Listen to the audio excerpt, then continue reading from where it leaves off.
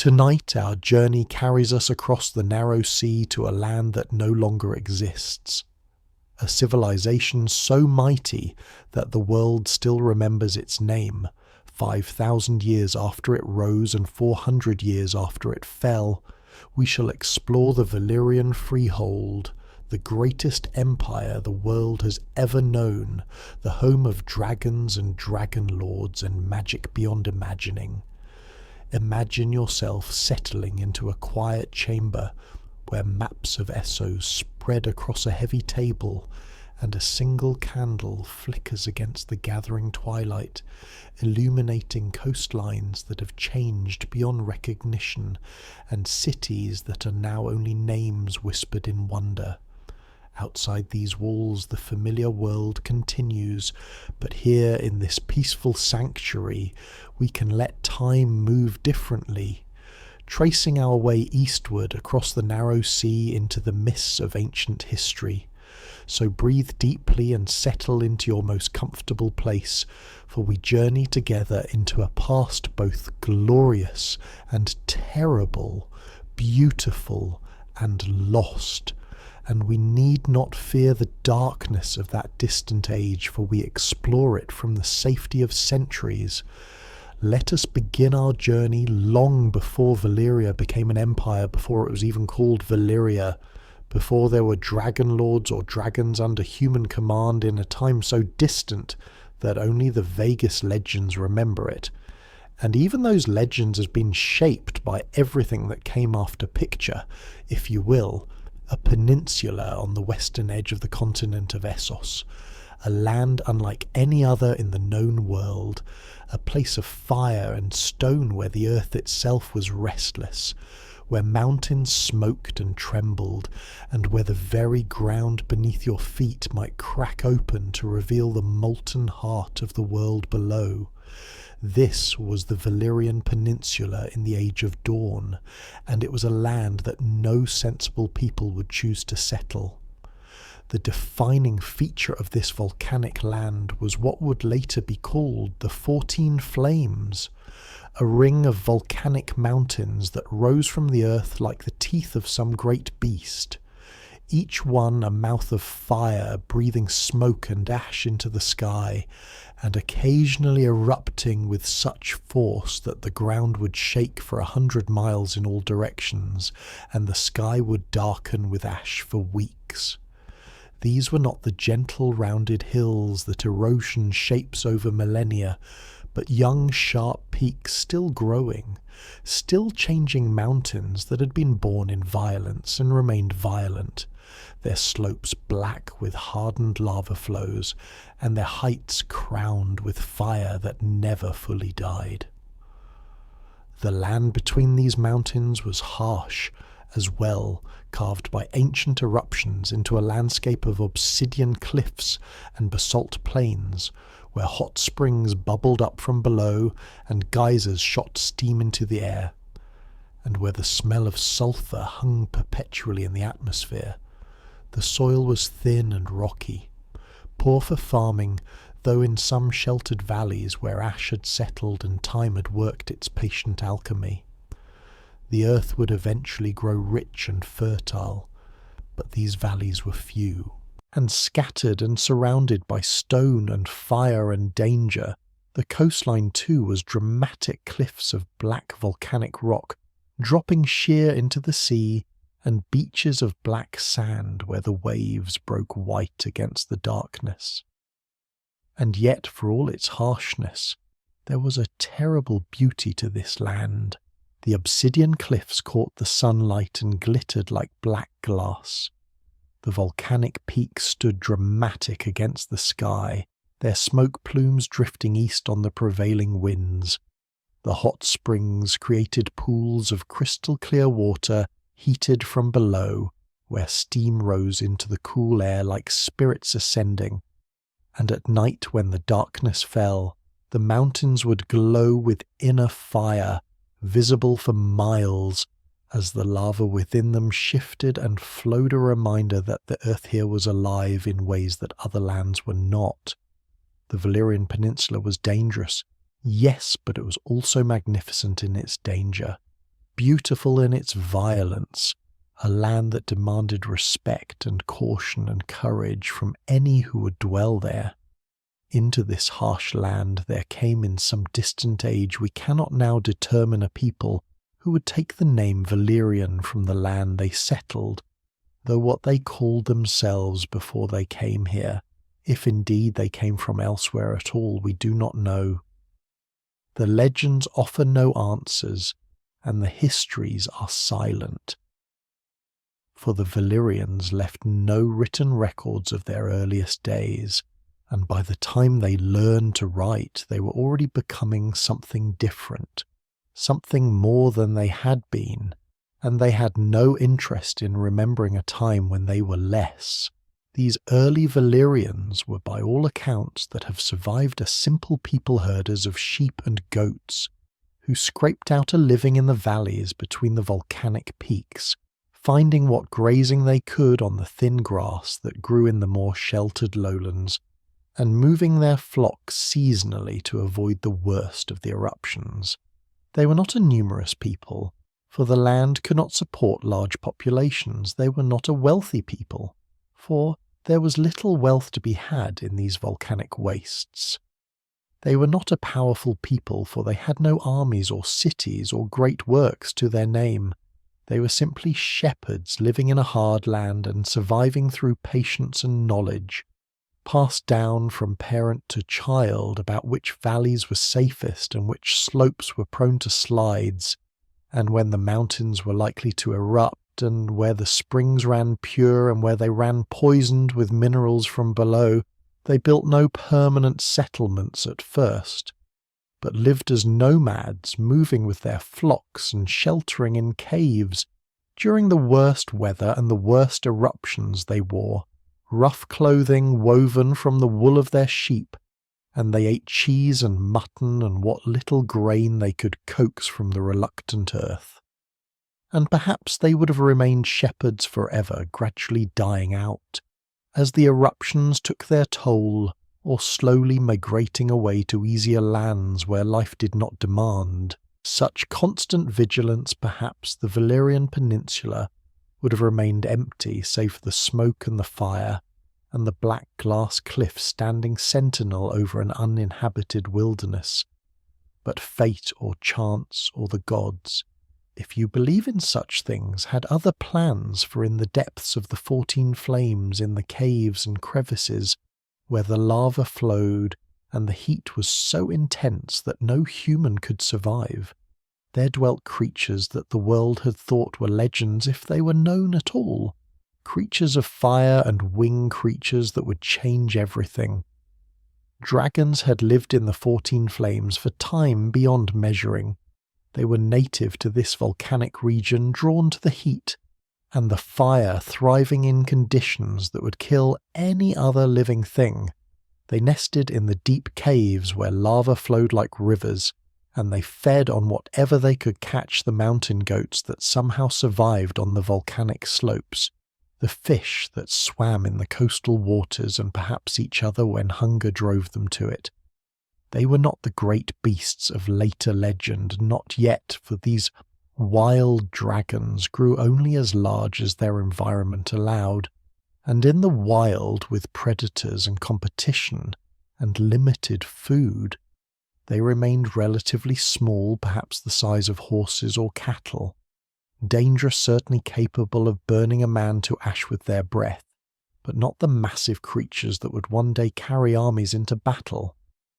The early Valyrians knew of the dragons, or at least they knew that something lived in the heights of the 14 flames, something that flew on wings of leather and breathed fire and sometimes took their sheep. They feared these creatures as one fears any predator, and they avoided the higher slopes where the dragons were most commonly seen. They told stories around their fires of shepherds who had ventured too close to the peaks and been carried off or burned. They made offerings of sheep left on the slopes, hoping to appease whatever spirits or beast dwelt in the fire. They did not worship the dragons, but they respected them in the way that one respects anything powerful and dangerous and beyond human control. And then something changed, and we cannot know now what it was or how it happened, for this transformation occurred before the Valyrians had writing, before they had any way to record their history for posterity. All we know is that at some point in that distant age, the Valyrians stopped fearing the dragons and started trying to understand them.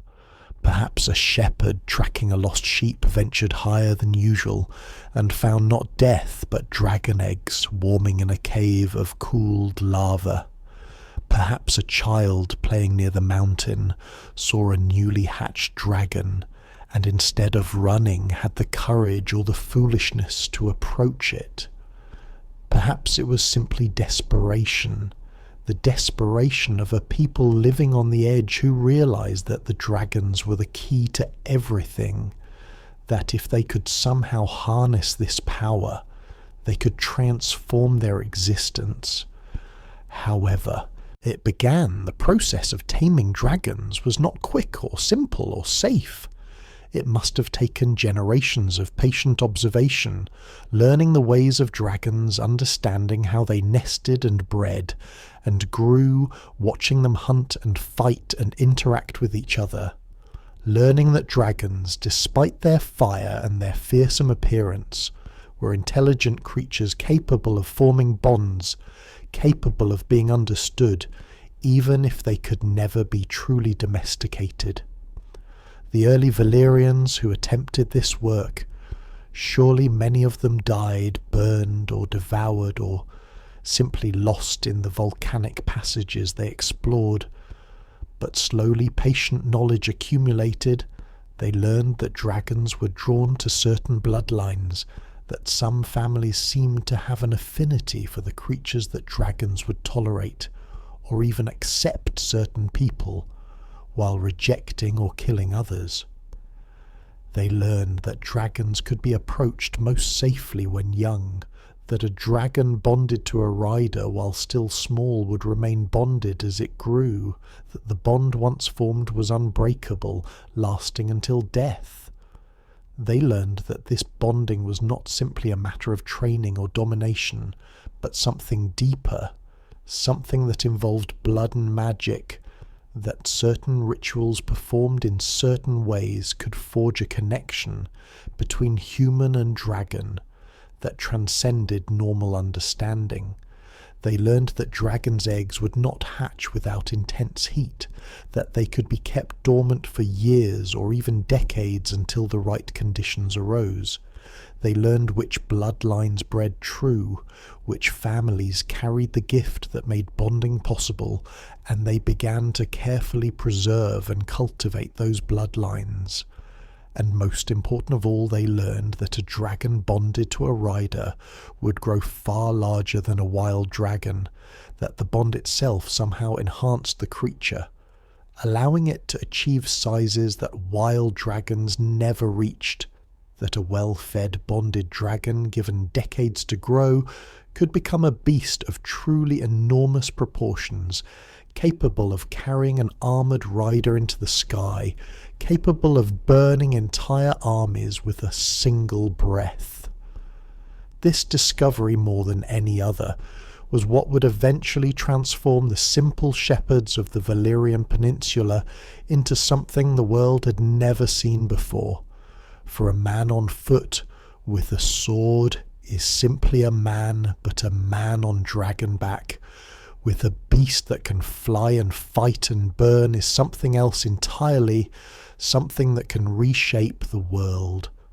The early dragonlords, as these first successful dragon riders came to be called, were still few in number, for the gift ran only in certain bloodlines, and even within those families not everyone could bond with the dragon.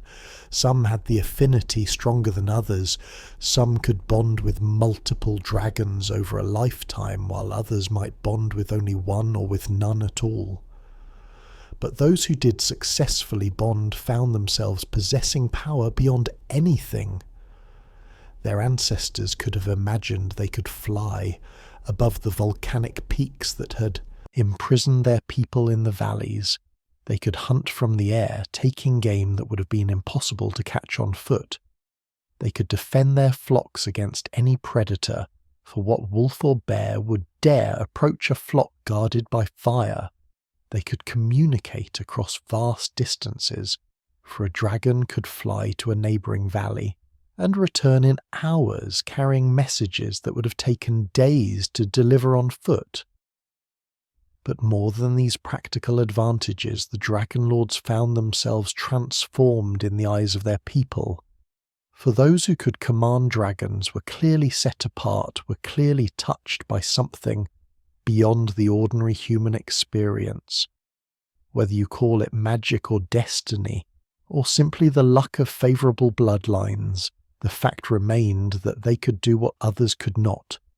And in a harsh land where survival was never guaranteed, such power commanded respect and allegiance and fear, and so gradually the social structure of the Valyrian people began to shift away from the rough equality of shepherd folk and towards something more hierarchical, with the dragonlord families at the apex and everyone else arrayed below them. The physical appearance of these early dragonlords also marked them as different. For the families that could bond with dragons tended to share certain features: pale hair in shades of silver and gold and white that seemed to catch and hold light, pale skin that burned easily under the sun, and eyes of purple or violet or deep indigo colours that were rare or unknown in other peoples. Whether these features were cause or effect, whether the dragon bonding somehow changed those who practiced it over generations, or whether these features were markers of the bloodlines that could bond in the first place, we cannot now say, but the result was the same. The dragonlord families looked different from other Valyrians, and certainly looked different from any other people in the known world, and this difference reinforced their sense of being special, of being chosen, of being destined for something greater than herding sheep in volcanic valleys. As the generations passed and the knowledge of dragon taming spread among the gifted families, and the dragons themselves grew larger and more numerous, with each generation the nature of Valyrian society continued to evolve. The old ways of the shepherd folk did not disappear entirely, for most Valyrians still tended flocks and worked the land and lived in the valleys, but now there was a class above them, a class that rode the sky and commanded fire. And these dragon lords began to organise themselves to cooperate and compete and establish the customs and laws that would govern their interactions, for while dragons gave them power over those without dragons, they did not give them power over each other. And a land with many dragon lords could easily tear itself apart in fire and blood if some system of order was not established. And so from the chaos of competing dragonlord families there emerged slowly, over centuries, what would eventually be called the Valyrian Freehold, a government unlike any that had existed before, not a kingdom ruled by a single king, for no dragonlord would willingly bow to another, and not a simple tribal confederation, where all were equal, for clearly the dragonlords were not equal to those without dragons, but something in between, a republic of sorts, where the dragonlord families shared power among themselves, each family maintaining its own dragons and its own lands and its own armies, but all agreeing to meet in council to decide matters that affected them all, to resolve disputes through law rather than war when possible, and to present a united front to any who might threaten them from without. This freehold, as it came to be known, was the foundation upon which everything else would be built, for it gave the Valyrians stability. It allowed them to pool their resources to undertake great projects that no single family could accomplish alone, and most importantly, it allowed them to turn their attention outward away from the harsh volcanic peninsula that had birthed them and toward the wider world that lay beyond a world that had no dragons and no defense against them, a world that was rich in ways the volcanic peninsula could never be rich in fertile land and precious metals and slaves to work the mines, and most of all rich in opportunity for conquest, for what could stand against dragonfire, when it came in numbers, when it came organised and determined and backed by the combined will of 40 families who had learned to work together. As we settle deeper into comfort and let our breathing slow, we can appreciate the remarkable transformation that occurred in those early ages. How a people who had nothing, who survived in one of the harshest lands imaginable, through patience and hardship discovered something that would change the world. How they learned slowly and at great cost to bond with creatures of legend, and how that bonding elevated them from shepherds to lords, from victims of their environment to masters of the sky. The Valyrians did not build their power on conquest at first, but on knowledge and courage, and the willingness to attempt what seemed impossible. And in this there is a lesson that power comes in many forms, and that sometimes the greatest power comes not from taking what others have, but from learning what others do not know, from forming bonds with forces beyond human understanding, and from having the patience to wait generations for that knowledge to bear fruit. And now, as the dragons of that distant age spread their wings and prepare to carry their riders beyond the volcanic peninsula into the wider world, we too can rest, knowing that we have witnessed the beginning of something vast, and that we will continue the journey together in the gentle darkness of this peaceful night. From the volcanic peninsula, where shepherds learn to ride dragons, let us journey now into the centuries that followed, centuries during which those scattered dragonlord families transformed themselves from rival clans competing over valley grazing lands into something unprecedented in the history of the known world, a civilization that would reshape continents and establish an empire that endured for 5,000 years. This transformation did not happen overnight or through the vision of any single leader, but rather emerged gradually over generations, as the dragon lords learned not only to master dragons, but to master themselves, to set aside the immediate satisfaction of vengeance and dominance in favour of the longer benefits that cooperation could bring, and to build institutions that would outlast any individual family or any individual dragon lord. The creation of the Freehold as a formal government occurred over centuries, and the details of that process are lost to us now, buried under the weight of ages and the catastrophe that would eventually erase Valyria from the world. But what we can say with confidence is that at some point, perhaps 4,000 or 5,000 years before Aegon's conquest, perhaps even earlier, the dragonlord families of the Valyrian Peninsula established a council where they would meet to resolve disputes and coordinate their efforts and make decisions that affected all of them. This council became the heart of Valyrian governance, the institution through which 40 families, each proud and powerful, each commanding dragons and armies and magic, would learn to share power rather than fight endlessly for supremacy. 40 families, this was the number that the Freehold supported at its height. 40 great houses of dragon lords, each with its own lineage stretching back into the mists of time, each with its own dragons bred and raised and bonded over countless generations, each with its own lands and fortresses and slaves and wealth, accumulated through centuries of effort. Some of these families we know by name, for they survived in legend or in the fragmented histories that remain House Targaryen, of course, which would survive the doom and eventually rule Westeros House Valyrian and House Celtigar, which also escaped to Dragonstone house Beleris, which once owned the great dragon Valyrian. Before that beast passed to the Targaryens and others, whose names appear in scattered references, Orion and Varga, and names that sound like music in the ancient tongue. But most of the 40 families are lost to us now, their names forgotten, their histories erased, their dragons turned to ash and bone in the doom. Each of these families maintained its independence. In most matters they bred and raised their own dragons in pits and caves.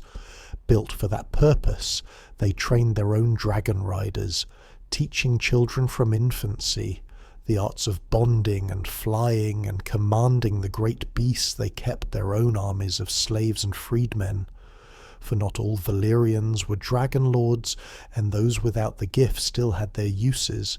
They administered their own lands, collecting taxes and dispensing justice and managing the estates that provided their wealth, and they pursued their own interests, trading and building and making alliances with other families through marriages and fostering and all the complex webs of relationship that powerful families spin around themselves in any civilization. Yet for all this independence, they also recognized that they were stronger together than apart, that 40 families with dragons were more powerful than any one family alone could ever be. The council met in the city of Valyria itself, which had grown from a cluster of settlements in a sheltered valley into a metropolis unlike any the world had seen, a city of stepped pyramids and soaring towers where dragons circled overhead like flocks of deadly birds, and where magic was woven into the very stones. The council chamber was a place of honour where the heads of the 40 families or their representatives gathered to debate and decide the great matters of state, whether to make war or peace, which laws should govern all Valyrians, how to divide the spoils of conquest among the families who had participated, how to settle disputes between families before they escalated into private wars that would weaken everyone. The council had no single ruler, no king or emperor who could command the others, but rather operated through consensus and compromise, and when necessary through votes where each family had a voice. This system had advantages that traditional monarchies lacked, for no single family could dominate the others completely. No tyrant could arise and oppress all the rest, and the combined wisdom of 40 families was often greater than the wisdom of any one ruler, no matter how gifted. But it also had weaknesses, for achieving consensus among 40 proud families was never easy.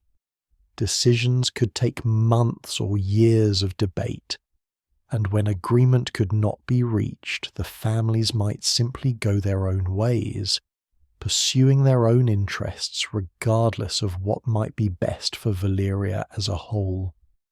And there was always the danger that disputes would escalate beyond what the council could contain, that families would resort to dragonfire to settle their grievances and tear the freehold apart from within. Yet somehow, for 5,000 years, the system held the dragonlord families managed to cooperate more than they competed to build rather than simply destroy, and the freehold endured. As the freehold stabilized and the dragonlord families learned to work together, they turned their attention outward to the lands beyond the volcanic peninsula, lands that were rich in resources and ripe for conquest. The early expansion of Valyria was gradual. At first, the dragonlords claiming territory on the mainland of Essos near their peninsula, establishing control over the coastlines and the river valleys that offered better farmland than the volcanic soil. They had known they encountered other peoples in these lands, tribes and kingdoms and city-states that had their own histories and their own cultures, but none of these peoples had dragons, and against dragonfire no army, however brave, could long stand, and so one by one the lands around the Valyrian peninsula fell under freehold control, We need not dwell on the details of these conquests, for they were neither noble nor particularly interesting as military affairs go. They were simply the inevitable result of overwhelming force applied to peoples who had no defence against it. Some resisted and were burned, others submitted and were allowed to keep their lands and their lives in exchange for tribute and obedience. The pattern repeated itself across the centuries as Valyria's reach extended further and further from its original home, until eventually the Freehold controlled vast territories stretching from the Smoking Sea, where Valyria itself lay to the shores of Slaver's Bay, in the east and north to the Royne River and south along the coasts of Sothorios, though that dark continent proved too hostile even for dragonlords to fully tame. But conquest alone does not make a civilization great, for any people with sufficient military power can take land. The true measure of Valyria's greatness lay not in what it conquered, but in what it built in the roads and aqueducts and cities that bound the empire together, in the arts and sciences that flourished under Freehold rule, and most of all in the magic that the Valyrians wielded with a skill that has never been matched before or since. For the Valyrians were not merely warriors with dragons, they were sorcerers and craftsmen who understood secrets that have since been lost to the world, and who created works that still inspire wonder, thousands of years after their makers turned to dust. Consider the roads that Valyria built to connect its far-flung territories. These were not the simple dirt tracks or stone-paved highways that other civilizations constructed, but something far more remarkable. The Valyrians used their magic and their knowledge of stone to create roads whose surfaces were fused into a single seamless piece, harder than granite and smoother than polished marble. They would lay out the route they wished the road to follow, and then through spells and dragonfire they would transform the earth itself, melting and reshaping it until it became a road that would never erode, never develop ruts or potholes, never require maintenance. These roads still exist today, more than 400 years after the doom, still perfect, still smooth. You can walk the old Valyrian roads in Essos and find them in better condition than highways built last year by other peoples, and in this there is something both marvellous and melancholy, for these roads are all that remain of the power that built them. The architecture of Valyria, too, was unlike anything seen before or since, for the Valyrians did not build with simple stone blocks laboriously cut and stacked, but rather used their magic to shape stone as a potter shapes clay. They raised pyramids of fused black dragonstone, each block seamlessly, joined to the next with no mortar or gap where water might seep. They carved sphinxes with bodies of lions and heads of men or dragons, their features so fine and detailed that they seemed ready to speak. They built towers that soared hundreds of feet into the air, slender and delicate looking, yet strong enough to withstand the earthquakes that periodically shook the volcanic peninsula. They created aqueducts that carried water across impossible distances, spanning valleys on arches so graceful they seemed to float, and they decorated everything with dragons coiled around columns, perched on rooftops carved into doorways and walls, for the dragon was the symbol of Valyrian power, and they wanted no one to forget it. The greatest of Valyrian achievements, however, was surely the creation of Valyrian steel, those blades of unmatched sharpness and strength that have become legendary. In the centuries since the Doom, the process of making Valyrian steel was a closely guarded secret known only to certain smiths in Valyria, and even they did not fully understand the magic they wielded, but only knew the rituals and spells that had been passed down through generations of their craft. We know that the forging required dragon fire, for ordinary flames could not achieve the temperatures necessary.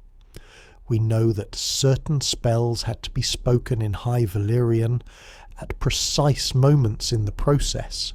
We know that the steel was folded and refolded hundreds of times, rippling the metal into patterns that seemed to flow and shift in the light. And we know that the result was a blade lighter than normal steel, but far stronger, capable of holding an edge that would never dull, and possessed of a dark beauty that made every Valyrian steel sword a work of art as well as a weapon. How many Valyrian steel blades were made in the 5,000 years of the Freehold we cannot say, but certainly thousands, perhaps tens of thousands blades for the dragonlords themselves, and for their champions blades for trade with foreign lands, bringing vast wealth to the smiths who made them blades for ceremony and display as well as blades for war. Yet when the doom came and Valyria fell, the secret of making Valyrian steel died with it. The last smiths who knew the spells and the techniques perished in the cataclysm, and though many have tried in the centuries since to rediscover the process, none have succeeded. The Valyrian steel blades that exist now in Westeros and Essos are all that remain. No new ones can be made, and so they have become priceless treasures passed down through families for generations, each one a tangible connection to the lost empire that created it. Beyond steel and stone and roads, the Valyrians worked magic in forms both subtle and grand. They bred dragons, yes, but they also bred other creatures, reshaping them through sorcery into forms that served their purposes. They created glass candles that burned with light but no heat, and that those with the gift could use to see across vast distances, or even to communicate mind to mind. They knew spells for healing wounds and curing diseases, spells for controlling fire and water, and the very elements themselves spells for shaping flesh and bone. Though these darker magics were forbidden or at least rarely spoken of openly, they understood the power of blood sacrifice and used it in their greatest works, though what exactly they sacrificed, and how we perhaps do not wish to know too closely for the Valyrians, for all their beauty and culture were not gentle people, and their magic came with costs. The economy that supported all this magnificence was built upon the backs of slaves for the Valyrians, while they elevated themselves through dragon bonding, and magic saw no contradiction in holding vast numbers of other people in bondage. The mines beneath the 14 Flames, where gold and silver and other precious metals were extracted from the volcanic rock, were worked entirely by slaves who died in vast numbers from the heat and the poisonous fumes and the frequent cave-ins.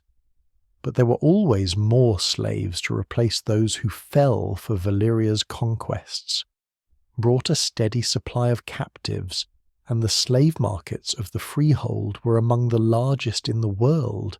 The agricultural estates that fed the cities were worked by slaves. The great building projects that raised the pyramids and towers were accomplished by slave labour. Even many household servants were slaves, for the Valyrians saw slavery not as an evil, or even as something to be particularly questioned, but simply as the natural order of things. We need not approve of this to understand it, for every civilization has its blind spots, its evils that it cannot see, because everyone around it accepts them as normal. The Valyrians were people of their time, and their time accepted slavery as unremarkable. What we can say is that this foundation of suffering beneath the glory means we must view Valyrian achievement with clear eyes. Yes, they built wonders. Yes, they accomplished things that still astound. Yes, they were in many ways the most advanced civilization the world has known, but they built it all on the backs of those they considered less than human. And this truth must be part of how we remember them, not to diminish their accomplishments, but to see them whole, to understand that even the most glorious civilization can have a heart of darkness. Yet for all these complications, for all the moral ambiguities that cloud our view of ancient Valyria, we cannot help but feel a sense of wonder at what they achieved, for the Valyrians took a harsh volcanic peninsula that no one else wanted and transformed it into the centre of an empire that would dominate the known world for 5,000 years. They discovered how to bond with creatures of legend and made those creatures their partners in reshaping the world. They developed magic and craft to heights that have never been matched. They built works that still endure millennia after their creators vanished. They created art and literature and philosophy, much of it lost now, but fragments surviving, to show us that they thought deeply about the world and their place in it. They were not perfect, far from it, but they were extraordinary, and the world is poorer for their loss. Imagine, if you will, the city of Valyria at the height of the Freehold's power on a day when no war threatened, and the council was at peace, and the dragons circled lazily overhead in the warm air, rising from the 14 flames. The stepped pyramids rise tier by tier, their black stone gleaming in the sunlight, each tier smaller than the one below, until the structures taper to points far above the streets. Fountains splash in public squares, their water carried by aqueducts from mountain springs miles away. Sphinxes carved from single blocks of stone stand sentinel at important crossroads, their expressions serene and eternal. The streets are paved with that fused stone that will outlast empires, and along them move crowds of people, Valyrian citizens with their pale hair and purple eyes, slaves from 100 conquered lands, their features as varied as the world is wide, merchants and craftsmen and scholars and mages, all the countless types that make a great city live.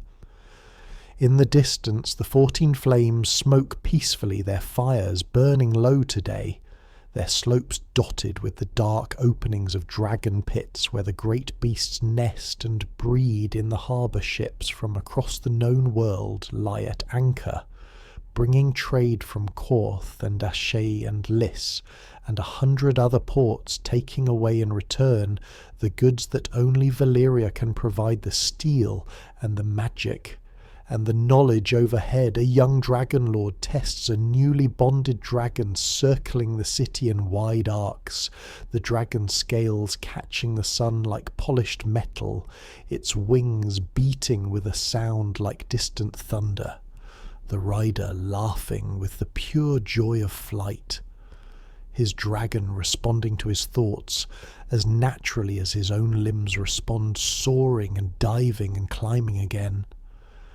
In the council chamber, the heads of the 40 families debate some matter of state, their voices rising and falling in argument, but always remaining within the bounds of civility, for they know that they need each other, that the Freehold's strength lies in their unity, and that to break that unity would be to invite disaster. They do not know. They cannot know that this very day is borrowed time, that the doom approaches, though it still lies centuries in the future. They do not sense the earth shifting beneath them, do not hear the whispers of forces gathering in the deep places of the world they believe, as all powerful people believe that their power will last forever, that their empire is eternal, that the Freehold will endure as long as the world itself endures, and who could blame them for this hubris, for what in their experience suggests otherwise? And so Valyria flourishes and grows. The Freehold extends its reach further. With each passing generation, new colonies are founded on distant shores, new peoples are brought into the empire, new dragons are hatched and bonded, new wonders are created. The Valyrians stand astride the known world and see no limit to what they might achieve, no challenge they cannot overcome, no enemy they cannot defeat. They have forgotten, if they ever knew, that everything that rises must eventually fall, that every empire, however mighty, is temporary, that the earth itself is more powerful than any magic humans can wield, and that hubris always extracts its price. But this knowledge will come to them in time, will come in fire and ashen destruction. Beyond imagining will come on that day when the earth opens and swallows everything they have built.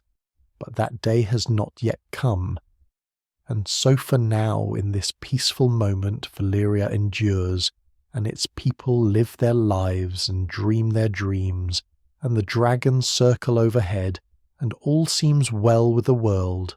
And we who know what is coming can watch from the safety of distance and appreciate the beauty of this moment before the fall, even as we understand how fragile it truly is.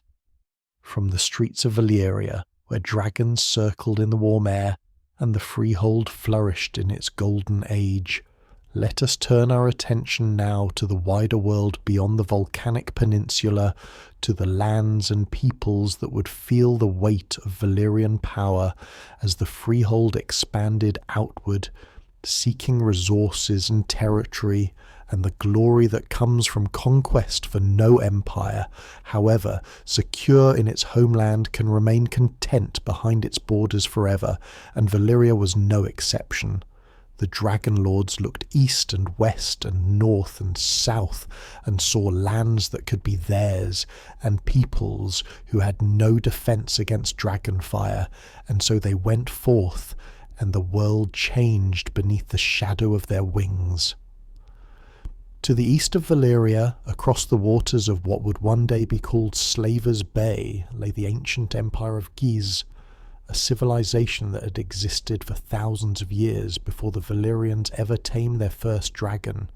The Ghiscari had built their power on the strength of their legions, armies trained to fight in perfect formation, moving as one body, responding to commands with discipline that made them feared. Throughout the eastern lands, these were the lockstep legions, so named because their soldiers marched in such perfect unison that you could hear the sound of their boots striking the ground as a single beat repeated endlessly, the rhythm of conquest that had brought the Ghiscari dominion over vast territories and made old Ghis the capital of their empire, one of the great cities of the world. The Ghiscari were proud of their military tradition, as well they should be, for their legions had won victory after victory over centuries of warfare. They had developed tactics and strategies refined through generations of experience. They trained their soldiers from childhood, teaching them not just how to fight, but how to think as a unit, how to maintain formation under any circumstances, how to execute complex maneuvers on the battlefield with the precision of a well-made machine. They wore bronze armour and carried short swords and rectangular shields and tall spears, and when they formed their lines and lowered their spears, they presented a wall of bronze and iron that seemed impenetrable. Their officers commanded them with horns and drums, whose signals every soldier knew by heart, and their discipline was such that they could march all day and fight a battle at the end of the march, and march again the next day if their commanders required it. This was the military power that Valyria encountered as the freehold expanded eastward, and at first the Ghiscari did not take the Valyrians seriously, for what were these newcomers with their strange pale hair and their barbaric practice of riding beasts into battle, compared to the tested might of the lockstep legions? The Ghiscari had fought countless enemies over the centuries and defeated them all. They saw no reason why these Valyrians should be any different. And so when border disputes arose, when Valyrian colonists began settling on lands that Ghis claimed as their own, the Ghiscari responded with their traditional solution. They sent their legions to drive the interlopers away, and thus began the first of what would eventually be 5 wars between these two great powers, Wars that would span centuries and ultimately decide which civilization would dominate the eastern lands. The First War began. We cannot say exactly when, for the chronology of these ancient conflicts is uncertain, but perhaps 4,000 years before Aegon's conquest. Perhaps even earlier. The details vary depending on which fragmentary source you consult. But what we can say with confidence is that the Ghiscari legions marched west toward Valyrian settlements, expecting to sweep away the colonists, as they had swept away so many enemies before they came in their thousands, their armour gleaming in the sun and their formations perfect, their confidence absolute. They had every reason to believe that this would be a short war, that the Valyrians would see the might arrayed against them and sue for peace or failing, that would be crushed beneath the disciplined advance of the lockstep legions. But the Ghiscari had never fought dragons before, had never faced an enemy that could attack from above, that could rain fire down upon their perfect formations, that could scatter their lines and burn their siege engines and their supply trains before they ever reached the battlefield. The Valyrians did not meet the Ghiscari legions in the traditional way, did not line up their own forces, shield to shield, and fight the kind of battle that the Ghiscari understood. Instead, they waited until the legions were in the open, far from shelter, and then the dragons came, dozens of them riding the wind, their shadows darkening the ground below, and when they opened their mouths, the world turned to fire. We need not dwell on the details of what happened when dragonfire met bronze armour and flesh, for such descriptions serve no purpose beyond making us uncomfortable with the cruelty that war always entails. Let us say simply that the lockstep legions learned that day that their discipline and their tactics and their bronze armour were useless against an enemy that fought from the sky, that there is no formation that can protect against fire falling from above, that courage counts for nothing when the very ground beneath your feet turns molten. The legions broke something the Ghiscari had never seen before, their soldiers fleeing in disorder, trying desperately to find shelter, trying to escape the burning death that pursued them, and when the dragons had finished their work and flown away, what remained was a scene of such devastation that the Ghiscari, who had thought themselves masters of war, realized they faced something entirely new, something for which their traditions and their training had not prepared them. The First War ended in Valyrian victory, as did the Second and the Third, for though the Ghiscari tried different tactics, tried to lure the dragons into traps, or to fight only at night or in bad weather when the dragons could not fly, tried to develop new weapons and new strategies that might give them some advantage against this aerial enemy, nothing they attempted could overcome the fundamental imbalance that dragons created in warfare. The Valyrians held the sky, and from the sky they could strike anywhere, and the Ghiscari, for all their discipline and courage, could not respond effectively. Yet Ghis did not surrender after the first defeat, or the second, or even the third, for they were a proud people with a proud history, and they believed that surely somehow they would find a way to prevail, that their superior numbers and their unwavering discipline would eventually tell against the Valyrian dragons. Between each war there would be periods of peace, sometimes lasting decades, where the two empires coexisted uneasily, with a border between them and mutual hatred simmering beneath the surface. The Ghiscari would rebuild their legions and develop new tactics and train new soldiers, and convince themselves that this time would be different, that they had learned from their defeats and found the key to victory, and then some incident would occur, some border dispute or insult, or simply the inevitable pressure of two expanding empires trying to occupy the same space, and war would come again. And each time the result was the same.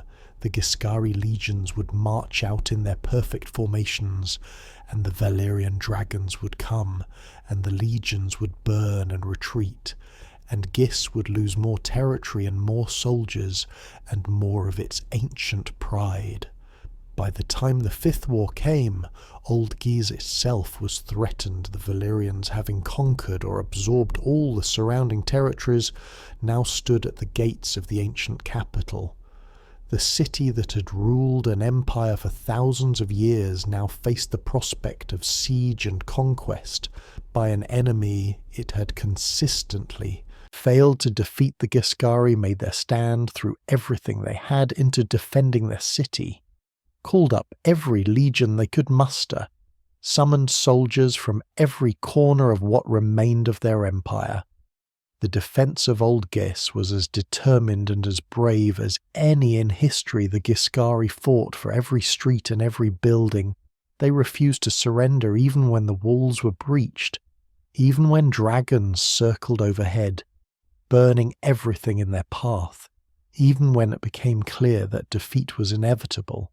They fought because Old Ghis was their heart and their history, and to lose it was to lose everything. When the city finally fell, when the last Ghiscari defenders were killed or captured, the Valyrians made a decision that would echo through history. They ordered that Old Ghis be destroyed, not just conquered or occupied, but utterly demolished. The great pyramids that had stood for thousands of years were pulled down, the temples and palaces were burned, the walls were broken, the very foundations were dug up, and after the destruction was complete, the Valyrians did something that seems almost mythological. In its thoroughness, they sowed the ruins with salt, pouring vast quantities of it over the razed city, ensuring that nothing would grow there for generations, that the site of Old Ghis would remain barren and cursed, a warning to any who might think to challenge Valyrian power that this was the price of defiance carried to its ultimate conclusion. Why the Valyrians chose this course we can only speculate. Perhaps they feared that so long as Old Ghis stood, it would remain a symbol of resistance, a rallying point for those who opposed Valyrian rule. Perhaps they were angry at the Ghiscari for refusing to accept defeat after so many wars, for forcing the Freehold to return again and again to finish what should have been finished long before. Perhaps it was simply the pragmatic calculation that making an example of Old Ghis would discourage other peoples from resisting, as stubbornly, whatever the reason. The result was the same one of the ancient cities of the world reduced to salted ruins. The Ghiscari people who remained were enslaved. Their military traditions broken, their empire dissolved, their very name became synonymous with slavery. For in the centuries that followed, the term Ghiscari referred not to the proud soldiers of the lockstep legions, but to the slaves who worked in Valyrian mines and fields, descendants of a great civilization reduced to property. And yet, we can look back across the gulf of time and feel a certain melancholy for Old Ghis and for the Ghiscari people, for they were brave and they were proud, and they faced an enemy that they could not defeat with the tools they had, but they faced it nonetheless. They did not surrender easily, didn't accept subjugation without a fight. They held true to their traditions even when those traditions proved insufficient. And there is something admirable in that, even as we understand that their destruction was perhaps inevitable the moment dragons entered. The world wars like those between Ghis and Valyria had only one possible outcome for the side without dragons. But the Ghiscari earned through their courage and their suffering a place in history, and we can honour that even as we acknowledge that history is written by victors, and that the Valyrian version of events is the one that has survived. With the fall of Old Ghis, the eastern reaches of what would become the Valyrian sphere of influence lay open to colonization, and the dragonlords moved quickly to establish their presence, founding cities that would serve as trading posts and military bases, and centres of Valyrian culture in lands far from the volcanic peninsula. The first and greatest of these colonies was Volantis, founded at the mouth of the Royne River, where it flows into the summer sea. The Valyrians chose the location carefully, for the Royne was one of the great rivers of Essos, navigable for hundreds of miles inland, and a Valyrian city at its mouth could control all the trade that flowed down from the interior, could project power up the river into the lands beyond, and could serve as a base for further expansion. Volantis was built in the Valyrian style with stepped pyramids of black stone and wide streets and magnificent temples, and from the beginning it was intended to be not just a colony, but a city worthy of the freehold itself. The Valyrians who settled there were not mere merchants or adventurers, but dragonlord families bringing their dragons and their slaves, and their wealth establishing themselves as the elite of this new city. They called Volantis the First Daughter, a title that reflected both its status as the first of the colonies and its intended role as an extension of Valyria itself in everything but location. The laws of Volantis were Valyrian laws, its language was High Valyrian, its architecture mirrored that of the capital, its people thought of themselves as Valyrians living abroad, not as a separate people with a separate identity.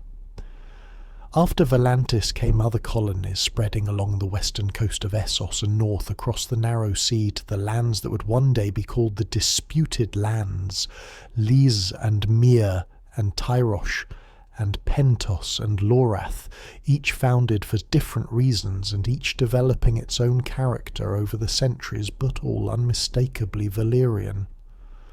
In their origins, Ghis was established as a pleasure city, a place where the Valyrians could indulge in entertainments and vices that even the permissive culture of the freehold found excessive. It became famous for its pillow houses, where slaves trained in the arts of pleasure served wealthy clients, and for its love of beauty in all its forms. The Lysini learned to breed slaves for appearance, creating bloodlines of extraordinary physical attractiveness. Myr became a centre of craft and learning, where artisans produced goods of exceptional quality, textiles and lenses, and delicate glasswork that were prized throughout the known world. Tyrosh developed as a trading hub where goods from every corner of Essos changed hands, and where the art of dyeing cloth reached heights never achieved elsewhere. Tyroshi dyes were so valued that nobles would pay fortunes for garments coloured with them, and the secret of their creation was as closely guarded as the secret of Valyrian steel. Pentos grew wealthy on the slave trade, becoming one of the largest markets in the world, where human beings were bought and sold like any other commodity, and Lorath far to the north remained smaller and stranger, maintaining traditions that even other Valyrians found peculiar. Each of these cities, while maintaining its Valyrian identity, also began to develop its own character, shaped by its location and its primary industries, and the mix of peoples who came to live there, for alongside the Valyrian colonists came slaves from every land that the freehold conquered or traded with, and freedmen seeking opportunities and merchants from places that had never known Valyrian rule. And over time these cities became cosmopolitan centres, where dozens of cultures mixed and mingled, even as Valyrian culture remained dominant, the common language in all of them, the standard against which all else was measured.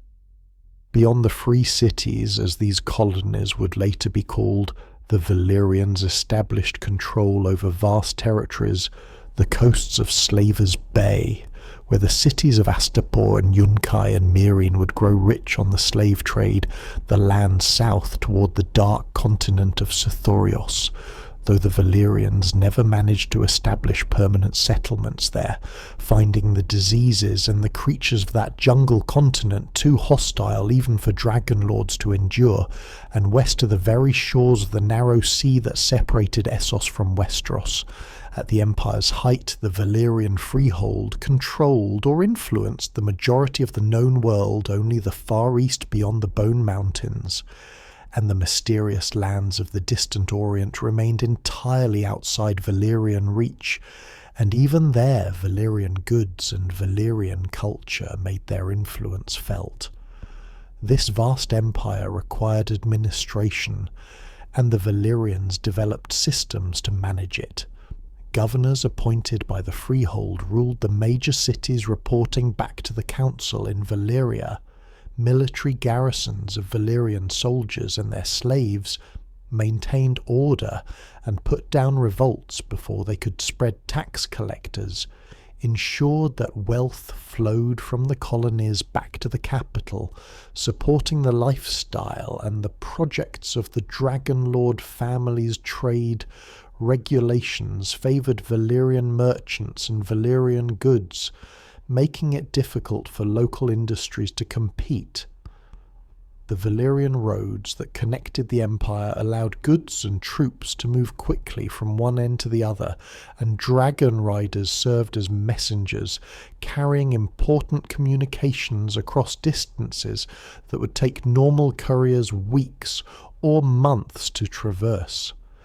Yet for all this control, the Valyrians were not primarily interested in the day-to-day governance of their empire, provided the taxes were paid and the laws were obeyed, and no one challenged Valyrian supremacy. The Freehold was content to let local customs continue to allow local rulers to maintain their positions, to permit a degree of autonomy that made the empire manageable. This was not kindness but pragmatism. The Valyrians understood that ruling a vast empire required not crushing every local tradition, but rather co-opting local elites, making them partners in Valyrian rule, giving them reasons to maintain the system rather than rebel against it. And for the most part this approach worked. The Valyrian Empire remained relatively stable for thousands of years, with revolts being rare and quickly suppressed when they did occur. As we settle deeper into the gentle rhythms of rest, we can reflect on this phase of Valyrian history, when the Freehold extended its reach across the known world, establishing colonies and conquests that would outlast the empire itself. For, though Valyria would fall, the cities it founded would continue. The free cities still exist today, still bearing their Valyrian names, still showing in their architecture and their customs the influence of the empire that created them. The Ghiscari, though their ancient civilization was destroyed, would eventually rebuild in the ruins, though never again to their former glory. The lands that Valyria controlled would be shaped by that control forever afterward. Even cultures that never directly submitted to Valyrian rule were influenced by it, for the Freehold's reach was so vast and its power so overwhelming that no one could entirely escape its shadow.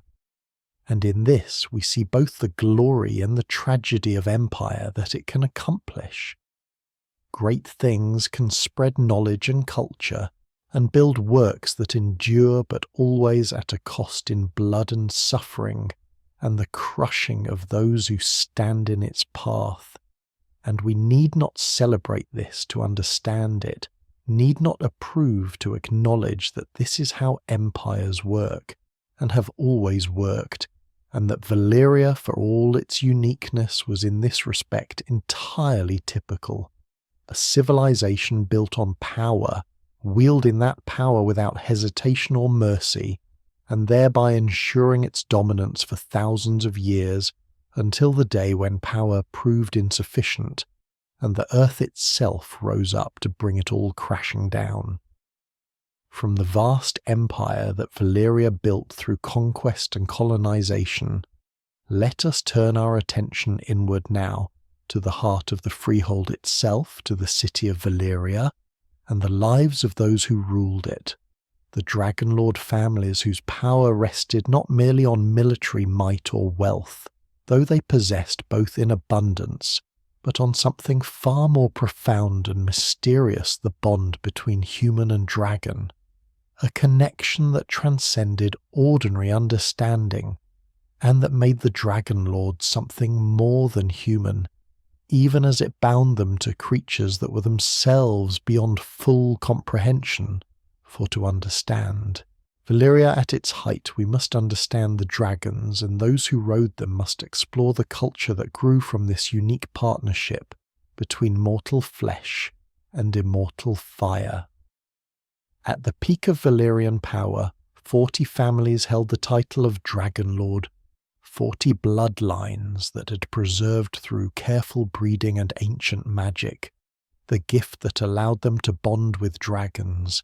These were not all the families of Valyria, for the city held hundreds of thousands of people, merchants and craftsmen and scholars and mages and slaves beyond counting. But only 40 families could claim dragons as their own, and this distinction placed them at the apex of Valyrian society, gave them seats on the council that ruled the Freehold, gave them status and power that no amount of wealth or learning could match. For, in a civilization built on dragonfire, those who commanded dragons commanded everything. Of these 40 families we know only a handful by name, for most were lost in the doom, their histories erased, their very names forgotten, but a few survived in legend or in the memories of those families that escaped House Targaryen. We know well, for they alone of all the dragonlord families survived the doom intact and went on to conquer Westeros. But even among the 40 they were never the most powerful or the most prestigious. They were old. Yes, their lineage stretched back thousands of years, but so did the lineage of all dragonlord families. They had dragons, but so did everyone on the council. They had wealth, but not the greatest wealth. They had influence, but not the greatest influence. The Targaryens were solid, middle-ranking members of the Valyrian aristocracy, respected but not feared, wealthy, but not the wealthiest, powerful, but not the most powerful. And perhaps it was this very lack of extreme prominence that allowed them to see what others missed, to take seriously the warnings that others dismissed, to make the choice that saved them. House Valyrian was another family that would escape, though not from Valyria itself, but from one of the colonies. They were seafarers, first and foremost explorers, who pushed the boundaries of the known world, sailing to distant lands and returning with tales of wonders. They established themselves on driftwood near Dragonstone, and when the doom came they were far from the volcanic peninsula, safe in their island. Fastness House Celtigar similarly had established themselves away from Valyria proper, and so survived, though, as a lesser house holding Claw Isle. They maintained the Valyrian features, the pale hair and the purple eyes, and they kept certain treasures from their time in the Freehold, a horn that could summon krakens, so they claimed, though none have seen it work, and other relics of a lost age. House Beleris we know existed, for they once owned the great dragon Balerion, the Black Dread, before that monstrous beast passed to the Targaryens. How this transfer occurred, whether through gift or purchase or some other arrangement, we cannot say, but Balerion has been a Beleris dragon first, and we can only wonder what other dragons that family possessed, what power they wielded in the Council of 40, what became of them in the final hours when the earth opened beneath Valyria and swallowed everything they had built. Other names survive in fragments scattered through the old text's houses, whose names sound like music in High Valyrian, but whose histories are lost. Orion, who tried to reclaim Valyria after the doom, riding his dragon into the smoking sea, and never returning names that hint at great deeds and greater disasters, but about which we know nothing certain.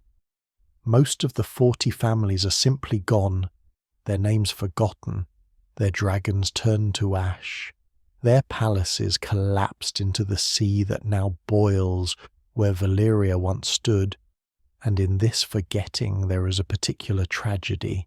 For these were not minor houses or insignificant people, but families that had shaped the world for thousands of years, families that had bred dragons and worked magic and built wonders that would never be matched, families that thought themselves eternal and discovered too late that nothing mortal can truly be eternal. Yet even in their loss, they left traces for the physical features that mark dragonlord bloodlines persist in their descendants scattered across Essos. The pale hair and purple eyes appear still in Lys and Volantis reminders of Valyrian ancestry, even when the names and histories have been lost. The bond between dragon and rider was the foundation upon which dragonlord power rested, and it was not a simple thing, not mere training or domination, such as one might use to break a horse to saddle, but something far deeper, something that involved blood and magic and forces that even the Valyrians themselves did not fully understand. They knew the rituals and the practices that created the bond had refined them over thousands of years, but whether they truly understood why it worked or how the magic functioned at its deepest levels, we cannot say. What we know is that the bond once formed was unbreakable, lasting until death, that it connected dragon and rider in ways that went beyond words, allowing them to communicate without speaking, to sense each other's emotions and needs, to work together with a coordination that made them effectively a single being with two bodies. The bonding typically occurred when the dragon was young sometimes, when it had just hatched from the egg, sometimes when it was still small enough that a person could manage it if it became aggressive. The Valyrian children who had become dragon riders were brought to the dragon pits from an early age, allowed to be near the dragons, to grow comfortable with them, to learn how they moved and behaved and communicated. They were taught the commands in High Valyrian that dragons responded to, though the bond when it formed went deeper than commands and made such verbal instructions almost unnecessary. They learned to read a dragon's mood from the angle of its head, the tension in its wings, the way it held its tail. They learned which dragons were calm and which were aggressive, which were clever and which were simple, which were brave and which were cautious for dragons. Like any intelligent creatures were individuals, each with its own personality, its own quirks, its own preferences. When a child was ready, when both the child and a young dragon seemed compatible, the bonding ritual would occur, and though the details of this ritual were closely guarded secrets of the dragonlord families, we know it involved blood, for all Valyrian magic involved blood, the spilling of it, the mixing of it, the offering of it to powers that demanded such prices. The child would cut their palm and the dragon would taste the blood. And somehow, in that moment of connection, something would form a link that bound them together, that would grow stronger over the years until dragon and rider were inseparable, until they could not imagine existence apart, until the death of one would leave the other bereft and broken, and often unwilling to continue living without their bonded partner. The dragons that bonded to riders grew far larger than wild dragons would ever grow, for the bond itself seemed to enhance them, to allow them to achieve their full potential in ways that the harsh struggle of wild existence never could. A bonded dragon was fed regularly, given the best meat that could be provided, protected from rivals and predators, allowed to grow without the constant threat of violence that wild dragons faced. And most importantly, the bond seemed to remove some natural limit on their growth, as if the connection to human consciousness opened channels of development that would otherwise remain closed. Valyrian the Black Dread grew so large that his shadow could darken entire towns. When he flew overhead, his jaws could swallow a mammoth whole, his fire could melt stone and steel, and when he roared the sound could be heard for miles, and he was not unique. The largest dragons of Valyria were comparable in size and power. Yet these great beasts, for all their size and strength and the fear they inspired, were not simply weapons or tools, but partners in the truest sense. Dragon riders spoke of their dragons with love and respect, would spend hours simply being near them, would mourn their deaths as they would mourn family. The dragons in turn seemed to genuinely care for their riders, would respond to distress, would protect them fiercely, would refuse to accept another rider after their bonded human died. Some dragons, after losing their riders, would fly into the wild and never return, would pine and refuse food until they wasted away, would become aggressive and dangerous. Attacking anyone who came near such behaviours suggests that whatever the bond was, it affected both parties equally, that it was not domination but partnership, not slavery, but something closer to marriage, a joining of two beings into a relationship that transformed both. The breeding of dragons was an art and a science practiced in the great pits that each dragonlord family maintained. These pits were caverns, either natural or carved into the volcanic rock near the 14 Flames, where dragons could nest and lay their eggs in safety. The Valyrians had learned over thousands of years which bloodlines bred true, which dragons produced offspring with desirable traits, size and temperament, and coloration, and flame colour, which were all considered when choosing breeding pairs. They kept careful records, noting which dragons were related and how to avoid breeding too closely, which could produce weak or malformed offspring. They understood that dragons, like any breeding stock, required careful management to maintain the health and quality of the bloodlines. Dragon eggs were precious things covered in scales that felt like stone, but with a warmth that suggested the life within they would not hatch without intense heat, and so they were kept near volcanic vents or in fires, specially prepared and maintained until the time was right. The Valyrians learned that they could keep eggs dormant for years or even decades by denying them heat, and then bring them to hatching when a suitable rider was available. This allowed them to match dragons to riders more effectively, to ensure that when a child was ready, there would be a dragon of appropriate age to bond with. When an egg did hatch, the young dragon was small enough to hold in one's arms, vulnerable and dependent entirely on the care of its handlers, but growing quickly if properly fed. The care of dragons required specialized knowledge and considerable resources. They ate prodigious amounts of meat, preferring it freshly killed. A full-grown dragon might eat several sheep or a cow in a single feeding, and needed to feed frequently to maintain its growth and health. They required space to fly and hunt for a dragon. Kept too confined would become aggressive and dangerous. They needed the companionship of other dragons, or at least of their bonded riders, for they were social creatures who suffered if kept entirely alone. They required the services of dragon keepers who cleaned their pits and treated their injuries and understood their needs. These were not dragon riders, but specialists who had devoted their lives to the care and understanding of dragons, and who could work with the beasts safely because they knew how to read their moods and avoid actions that might trigger aggression. Beyond the dragons themselves, the dragonlord families were marked by their physical appearance, for the blood that allowed bonding with dragons also produced distinctive features. The Valyrians had pale skin that burned easily in strong sun. though this was less of a concern in their volcanic homeland where ash often dimmed the sky.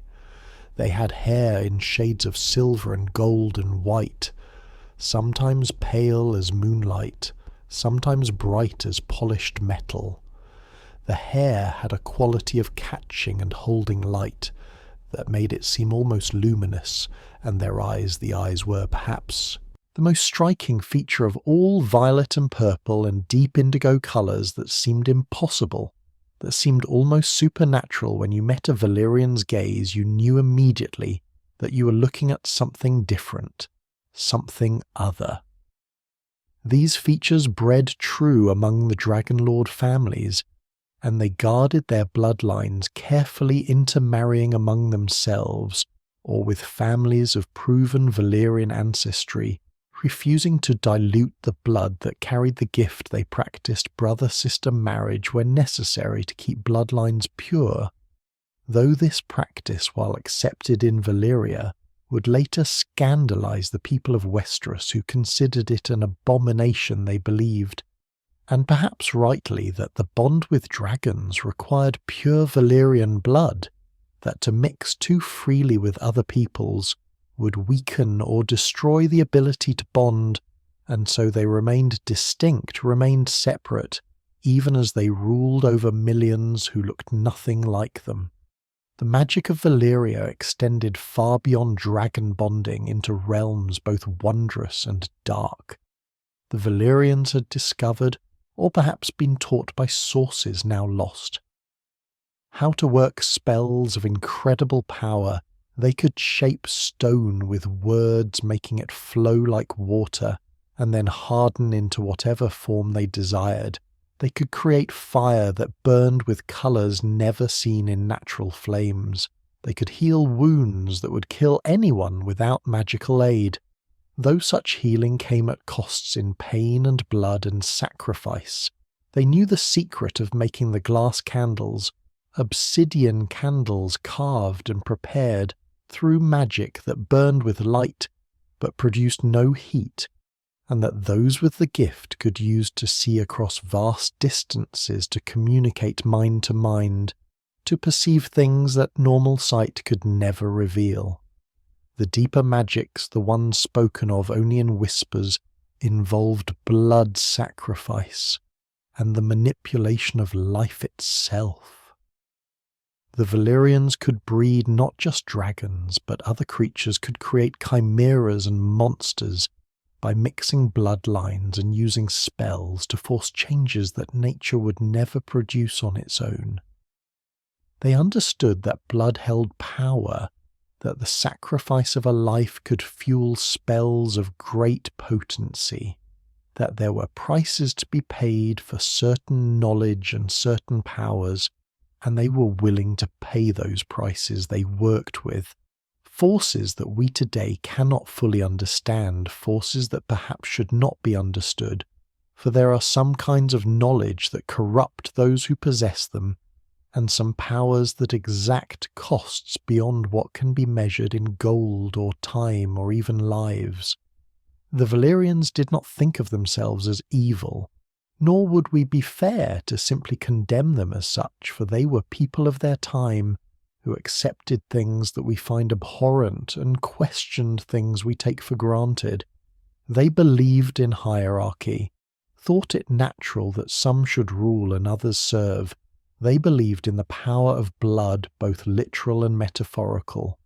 They believed that they had been chosen by destiny, or by the dragons themselves, or by whatever gods they worshipped to stand above other peoples, and they saw no contradiction in claiming this superiority, while also engaging in practices that we would consider morally monstrous.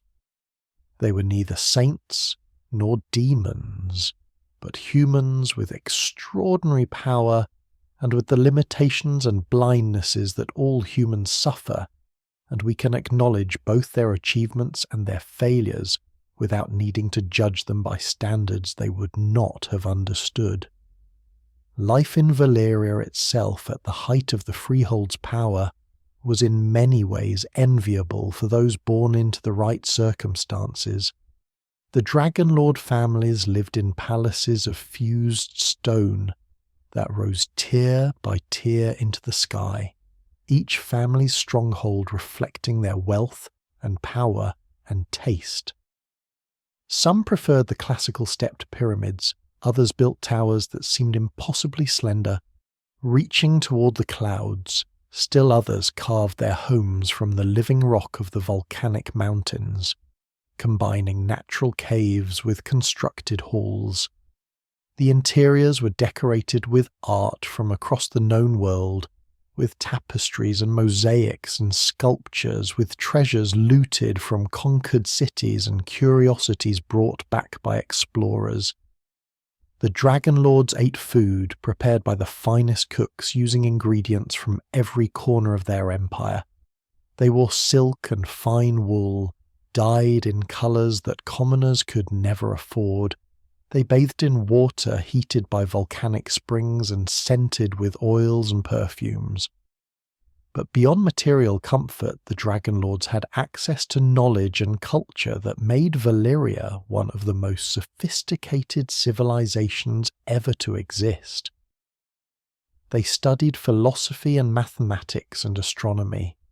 They wrote poetry in High Valyrian, a language so precise and beautiful that it was said you could write the same sentence a dozen ways and each would carry a different shade of meaning.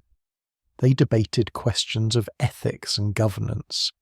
They maintained vast libraries where scrolls recorded the accumulated knowledge of thousands of years. They practiced arts both mundane and magical, creating works that would never be equalled. The glass candles and the Valyrian steel and the great pyramids that still dot the lands they once ruled, all testaments to a culture that valued not just power but beauty, not just conquest but understanding. Yet we must remember that this golden life was available only to a tiny fraction of Valyria's population. The dragonlord families numbered perhaps a few thousand people in a city of hundreds of thousands, and beneath them were layers of society, each with its own privileges and limitations. There were merchants who had grown wealthy on trade, but who could never sit on the council or claim the status of dragonlords. There were craftsmen whose skills were valued, but who remained forever below those they served. There were free Valyrians of common birth, who had rights under law but little real power, and below them all were the slaves who, numbered in the hundreds of thousands, who worked the mines and the fields and the great construction projects, who made everything else possible, and who had no rights at all save what their masters chose to grant them. Valyria's glory rested on this foundation of suffering, and we cannot forget that even as we admire what was achieved, as we settle deeper into peaceful rest, we can hold in our minds this image of Valyria at its height, a city of stepped pyramids rising above volcanic plains, where dragons circled overhead, and magic was woven into stone, where 40 families of pale-haired sorcerers ruled an empire that spanned continents, where knowledge and art flourished alongside practices we find reprehensible, where beauty and horror existed side by side as they so often do in human civilizations, where for a brief moment in the vast sweep of history, humans and dragons lived together in partnership and created something that would never be repeated, for when the doom came and Valyria fell, the knowledge that made all this possible died too. The spells were lost, the bloodlines were broken, the dragons nearly went extinct, and the world became smaller and darker, and we in our current age can only look back at fragments and ruins and try to imagine what it must have been like to live in that golden age before the fall, to walk streets paved with fused stone beneath the shadow of dragons, to hear high Valyrian spoken as a living tongue, to see magic worked openly and without fear, to be part of something that seemed eternal and that proved as fragile as everything human ultimately is. From the heart of Valyria, where dragonlords lived their golden lives, let us journey now to another great civilization, one that flourished far from the volcanic peninsula along the banks of one of the mightiest rivers in all the known world. For while the Valyrians built their power on fire and stone and the wings of dragons, there were other peoples who found different sources of strength, different paths to greatness, and among these the Roynar who dwelt along the great river. Royn stood as perhaps the most sophisticated and most tragic, for they would come to know Valyrian power. In its fullest expression would face the united might of the Freehold, and would ultimately be destroyed, but not before they demonstrated that courage and wisdom can exist even in defeat, and that sometimes survival itself is the greatest victory. The Royne was and remains one of the great rivers of Essos, rising in the hills, far to the north and flowing south for hundreds of miles through lands both fertile and fair, before emptying into the summer sea. It was not a single river, but rather a network of waterways tributaries joining and dividing, creating a landscape where water and land intermingled, where travel by boat was easier than travel by road, where the river shaped everything, determined where cities could be built and how people lived and what they valued. The Roynar had lived along this river for thousands of years, since times beyond memory, and they had learned to work with the water rather than against it to build their civilization in harmony with the floods and currents that defined their world. The cities of the Roynar were marvels of a different kind than Valyrian pyramids.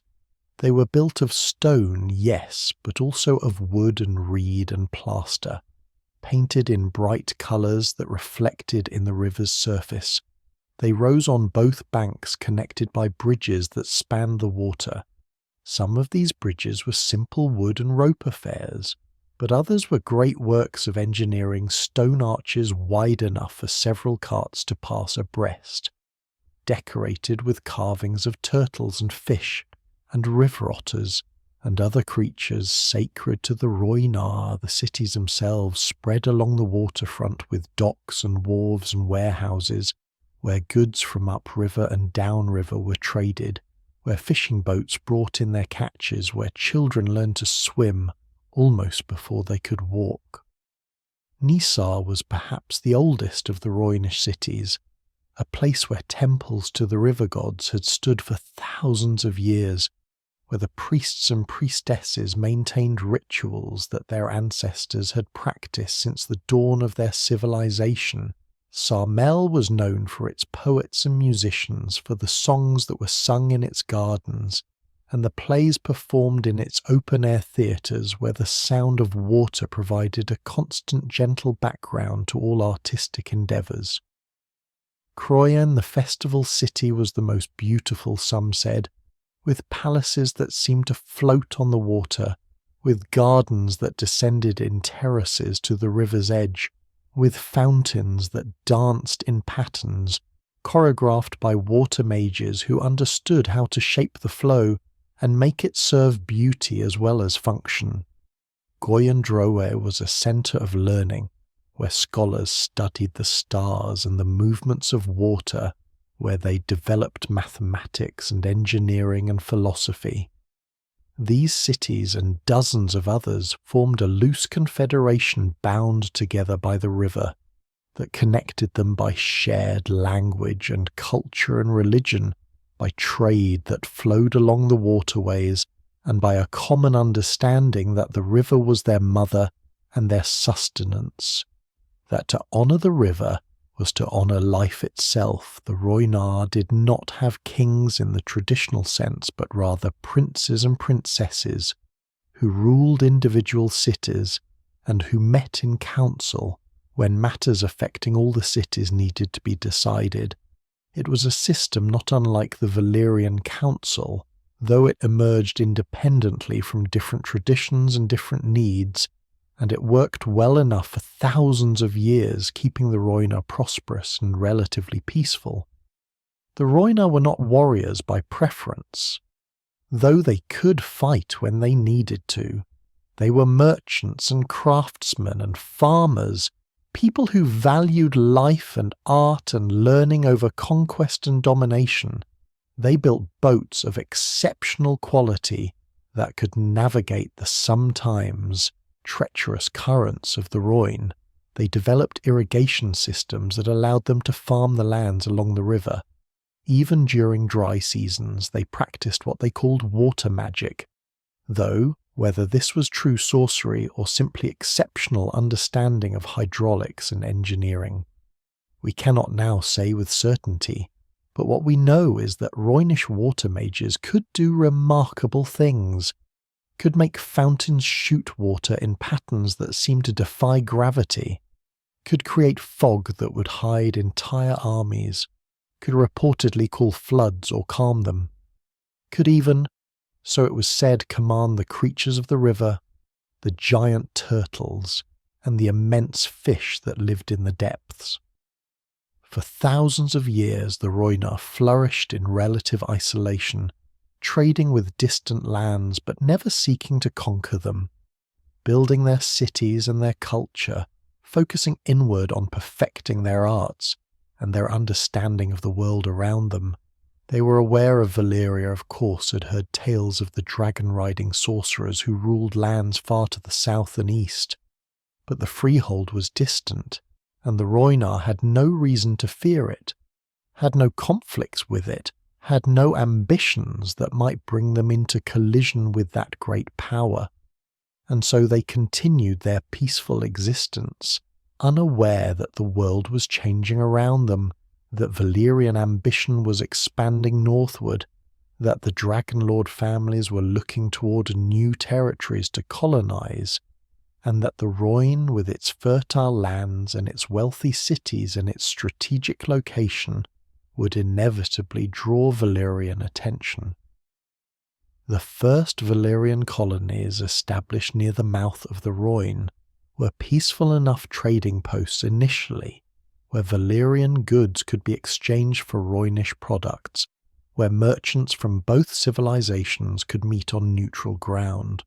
But as these colonies grew, as more Valyrians arrived, as the colonists began to expand their territories inland, the inevitable friction began. The Valyrians claimed lands that the Roynar considered theirs, imposed laws and customs that conflicted with Roynish traditions, brought with them the practice of slavery, which the Roynar found abhorrent, for they did not keep slaves, and saw the practice as a violation of human dignity.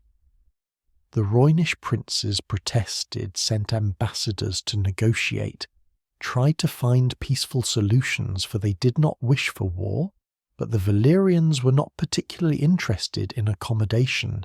They had dragons, and they knew that ultimately the Roynar could not stand against them. The wars between Valyria and the Roynar were not a single conflict, but rather a series of wars spanning more than a century, each one following a similar pattern. Valyrian expansion would push into Roynish territory. The Roynar would resist. Valyrian dragons would burn Roynish cities, and the Roynar would be forced to accept terms that favoured Valyria. Then there would be a period of uneasy peace during which the Valyrians would consolidate their gains and the Roynar would rebuild, and then the cycle would begin again. Each time the Roynar lost more territory, more of their cities fell under Valyrian control, more of their people were enslaved, and with each defeat it became clearer that they were fighting a losing battle, that no matter how bravely they resisted, they could not overcome the fundamental imbalance that dragons created. The Roynar tried different strategies, tried to adapt to this new kind of warfare. Their water mages used their powers to create fog that would hide their forces. From dragon eyes would call up mists from the river that made flying dangerous, would reportedly summon water from the river itself to douse dragon fire, though whether this actually worked or is merely legend embroidered over the centuries, we cannot say they tried fighting at night, when dragons were less effective, tried avoiding open battles and instead using ambushes and raids, tried everything their clever minds could devise. But dragons could burn cities, regardless of fog could reduce stone to rubble, regardless of tactics, and the Valyrians had patience and resources that the Roynar could not match.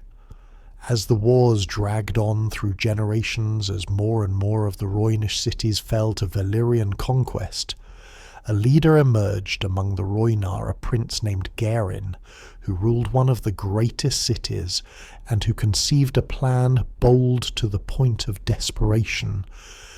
Garin proposed that rather than fighting city by city, each time being defeated because they could not match Valyrian numbers and Valyrian dragons, the Roynar should unite all their forces into a single great army, that they should gather every warrior from every city that remained free, that they should use their numbers to overwhelm the Valyrian colonies before dragons could be summoned in sufficient force to stop them. It was a gamble, everything staked on a single throw, but the Roynar were desperate, and desperate people will take desperate chances. The army that Prince Garin assembled was the largest the Roynar had ever gathered by the accounts that have survived. And we must remember that these accounts may be exaggerated for victors and losers. Both have reasons to inflate numbers, but let us say it was vast, perhaps 250,000 warriors, perhaps more, drawn from every city along the Royne. Every able-bodied man, as many women too, for the Roynar did not forbid women from fighting, trained as best they could, equipped with whatever weapons they could forge or purchase. This great host moved down the river using boats to carry supplies, using their knowledge of the waterways to move faster than any land army. Could they struck at the Valyrian colonies before the Freehold could respond, catching the colonists unprepared, and in the initial engagements, Garin's host won victories that must have seemed miraculous. They took city after city, burned Valyrian settlements, freed slaves, killed Valyrian soldiers and their mercenaries. For a brief moment it seemed as though the impossible might happen, that the Roynar might actually drive the Valyrians back, might reclaim their lands, might prove that dragons were not invincible. But of course the victories could not last, for the Valyrians were not going to accept such losses, were not going to allow their colonists to be slaughtered. Their cities burned, their power challenged so openly, the council in Valyria met and made a decision that would echo through history. They would not send a few dragons to deal with this rebellion, would not dispatch a small force to gradually reassert control. They would send such an overwhelming display of power that no one would ever again question Valyrian supremacy. The accounts say that 300 dragons were gathered, nearly every dragon the Freehold possessed, that they flew north in a great swarm that darkened the sky, that their wings created winds that bent trees, and their passing was like the approach of a storm made of scales and fire. Prince Garin's great army was camped along the river near one of the Roynish cities. When the dragons came, the Roynar saw them approaching, saw the sky darken, and knew what was about to happen, but there was nowhere to run, no shelter that could protect them from what was coming. They tried to fight. Of course, tried to use their water magic to defend themselves. The accounts speak of great waterspouts rising from the Royne, reaching toward the sky, trying to pull dragons down.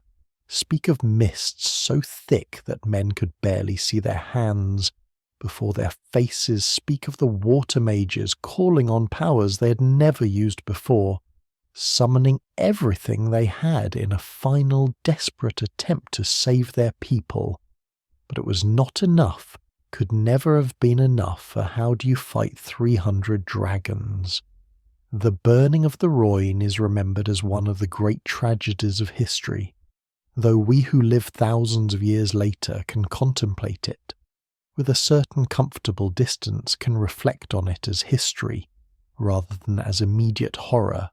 The dragons came in, waves their fire turning day into something brighter and hotter and more terrible than any natural day could be. The river itself is said to have boiled the water, turning to steam in vast clouds that scalded anyone they touched.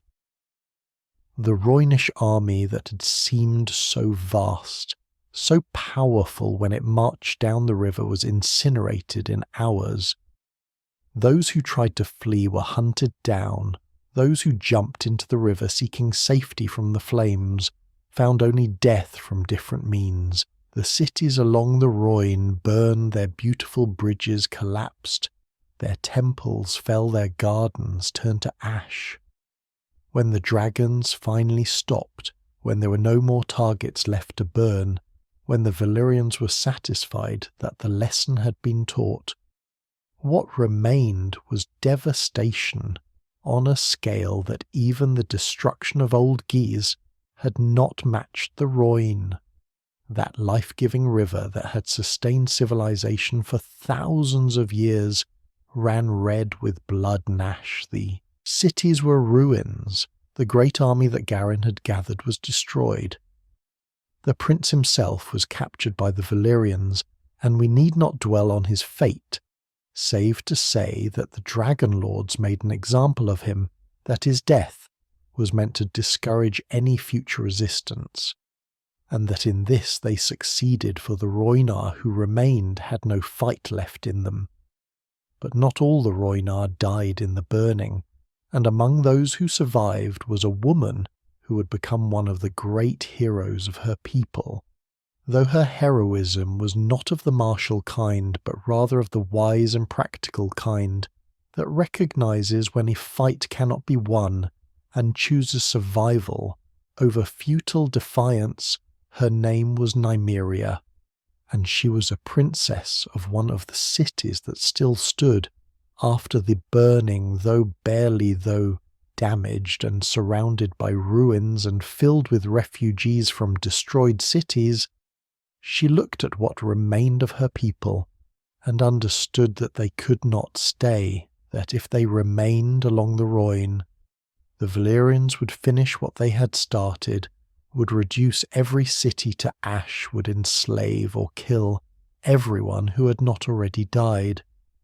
And so Nymeria made a choice that required more courage than any battle. She gathered her people. All those who would follow her and told them they must leave, must abandon the land their ancestors had lived on for thousands of years, must take to the sea and find a new home in some distant place where Valyrian power did not reach. It must have been a bitter thing to propose and a bitter thing to accept, to give up everything to become refugees and exiles, to admit that they had been beaten so thoroughly that their only option was flight. But Nymeria convinced them, convinced the survivors that life somewhere else was better than death on the Royne, and so they began to build ships. The number of ships in Nymeria's fleet has been remembered as 10,000, though whether this is accurate or legendary, we cannot say, but certainly it was a vast fleet. Every boat they could build or repair, every ship they could gather, every vessel that could float and carry people was pressed into service. They loaded onto these ships everything they could save their remaining treasures, their tools and supplies, their animals and seeds, their history. Written on scrolls and carved into precious stones, they said farewell to the Royne, to the cities that had been their home, to the dead they were leaving behind. They wept as they boarded, for this was not a journey of choice but of necessity. And then they sailed west across the summer sea seeking refuge. The journey was long and hard, filled with storms and shipwrecks, and all the dangers that the sea holds for those who travel upon it.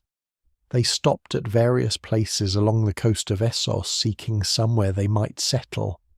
But everywhere they went they found either Valyrian colonies or peoples who had heard of Valyria and who feared what might happen if they harboured these refugees finally, after years of wandering Nymeria, led her fleet to Dorne, the southern region of Westeros, a land that Valyria had never conquered, a land harsh and dry but free, and there the Roynar finally found a home. They made alliance with the Dornish houses through Nymeria's marriage to the Dornish prince, and together the Roynar refugees and the Dornish people forged a new culture that blended both traditions. The Roynar brought with them their knowledge and their customs and their arts. They brought their understanding of water and irrigation, which helped turn Dorne from a harsh desert into a more livable place. They brought their traditions of equality between men and women, which influenced Dornish succession laws. They brought their music and their foods and their stories, and though they could never rebuild what they had lost along the Royne, they created something new, something that honoured their past while embracing their present. And in this there is perhaps a lesson about resilience, about the ways that cultures survive even when their original homes are destroyed, about how memory and tradition can be preserved even through exile and loss. Nymeria herself lived to old age and ruled Dorne wisely. Her 10,000 ships became legendary. Her choice to flee rather than fight to the last became seen not as cowardice but as wisdom. She understood what Garin had not, that sometimes survival is more important than pride, that a living exile is better than a glorious death. And because she made that hard choice, because she had the courage to abandon everything and start anew, the Roynar survived not in their original form, not in their homeland along the river, but as a people with a culture that continues in Dorne to this day. The Martells who rule Dorne descend from Nymeria, her blood flows in their veins, and they remember still where they came from, remember the Royne and the tragedy of its burning, and the courage of the woman who saved her people by leading them away. As we settle deeper into rest, we can reflect on this chapter of Valyrian expansion and what it cost not just the Valyrians who expended nearly all their dragons in the burning, but the Roynar who lost everything save what Nymeria could save. We can feel sorrow for the cities that burned, for the culture that was destroyed, for Prince Garin and his great army who tried so bravely to defend their homeland, and we can feel admiration for Nymeria, who had the wisdom to know when fighting was futile, the courage to propose flight, and the leadership to carry her people across the sea to a new home. The story of the Royne reminds us that empires built on force eventually meet resistance, that power, however great, can be destructive to wielder and victim alike, and that sometimes the greatest victories are not won on battlefields but in the quiet choices to preserve life, to carry memory forward, to survive, so that one day, however distant, one can remember and honour what was lost, and in this remembering perhaps find some measure of peace. From the story of Nymeria and the Roynar who fled to safety when they could no longer fight, let us journey now to another tale of flight, another moment when wisdom meant abandoning everything familiar and seeking refuge in a distant place. But this time the story begins within Valyria itself, within one of the 40 dragonlord families within House Targaryen, which, as we have noted, was never the most powerful or prestigious of the families, but which possessed something that many greater houses lacked: a tradition of prophecy of dreams that showed the future of visions that came unbidden in the night, and that could not be ignored no matter how much one might wish to, for sometimes knowing what is to come is a burden heavier than any ignorance could be. The gift of prophecy, or the curse of it, depending on how one views such things, ran in certain Targaryen bloodlines. Not every member of the family had it, But those who did were called dragon dreamers, for their visions came wrapped in the imagery of dragons, of fire and blood and wings and doom. These dreams were not always clear, not always easy to interpret.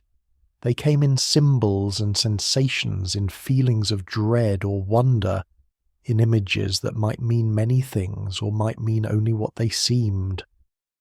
But over the generations, House Targaryen had learned to pay attention to these dreams, had learned that those who dismissed them as mere nightmares or meaningless phantasms did so at their peril, for the dragon dreamers had proven themselves right too many times to be ignored. The greatest of all the dragon dreamers, or at least the most important in terms of what her visions would mean for the future of the world, was a young woman named Daenys, who lived approximately 114 years before the Doom, or to put it another way, 12 years before the cataclysm that would destroy Valyria and end the Freehold forever. She was daughter to Lord Roynar Targaryen, who was head of House Targaryen, at that time a man of middle age who had led his family competently, if not spectacularly, who had maintained their position on the council and their dragon bloodlines and their wealth, but who had no particular ambitions beyond what any dragonlord might have, to see his family prosper and his line continue. Daenys was his eldest daughter, intelligent and thoughtful, known for her love of reading and her skill with dragon riding, but nothing about her suggested she was special. Nothing marked her as different from any other young Targaryen woman of the good family until the dreams began. We do not know when exactly the visions started coming to Daenys, whether they appeared suddenly one night, or built gradually over time, whether they were clear from the beginning, or became clearer, as they repeated. What we know is that at some point Daenys began to dream of Valyria's destruction. She saw in her sleeping mind the 14 flames erupting, simultaneously saw the earth opening and swallowing, the great city saw pyramids collapsing and dragons falling from the sky consumed by smoke and ash, saw the sea rushing in to cover what had been land, saw fire and darkness and death, on a scale that seemed impossible, that seemed like the end of the world itself. These visions came night after night, relentless and terrifying, leaving her exhausted and afraid and absolutely certain that what she was seeing was not fantasy, but foreknowledge that Valyria was doomed, that the Freehold would fall, that everything the dragonlords had built would be destroyed. Daenys told her father, of course, told him of the dreams that haunted her sleep, told him what she had seen and what she believed it meant. And here we must pause to consider what an extraordinary thing Lord Roynar did, for he believed her. It would have been easy to dismiss the dreams as the nightmares of a young woman perhaps troubled by some malady of the mind. It would have been comfortable to assume that nothing so terrible could happen, that Valyria, which had stood for thousands of years, would stand for thousands more, that the 14 flames, which had been part of the landscape since before human memory, would surely continue as they always had. But Roynar Targaryen looked at his daughter and listened to her visions and made a choice that would save his family. He decided to leave Valyria, to abandon everything they had built over countless generations, to take what they could carry and flee to the furthest reaches of the Freehold's territory before the doom came. This decision required remarkable courage, for consider what it meant. Roynar would have to convince his family to leave their home, would have to liquidate or abandon most of their wealth, for you cannot take pyramids and estates with you. When you flee, would have to give up their seat on the council, their position among the 40 families, their status and their influence. He would have to face the mockery of the other dragonlords, who would surely think him mad or cowardly to flee from a danger that had not manifested from a doom that existed only in one girl's dreams, and he would have to do all this knowing that if Daenys was wrong, if the doom did not come, he would have destroyed his family's position, for nothing would have made them laughingstock of Valyria, would have reduced them from dragonlords to exiles living on the edge of nowhere for no reason. But Enar believed his daughter, and so he began to make preparations as quietly as possible, for he knew that if word spread that he was planning to leave, other families might interfere, might try to stop him, fearing that such a public loss of faith in Valyria's future might cause panic or might inspire others to leave as well. He sold properties, converted assets to portable wealth, gathered supplies and made ready the ships that would carry his household across the narrow sea he selected, which of their 5 dragons would come with them, for they could not take all their beasts and which would be left behind. He decided which retainers and servants would be invited to join them, and which would remain. He did all this over months, perhaps over a year or more, preparing for an exodus that many in his own household must have thought madness. The destination Enar chose for his family's exile was Dragonstone, an island in the narrow sea west of the Valyrian territories, one of the most distant outposts of the Freehold's influence. Dragonstone was a volcanic island, its geography similar in some ways to the Valyrian peninsula. It rose dramatically from the sea, black cliffs and smoking peak, a place of harsh beauty where Dragon had been established centuries before, where the Valyrians maintained a fortress and a small settlement to watch over the western approaches, and perhaps to serve as a launching point should they ever decide to expand into Westeros proper.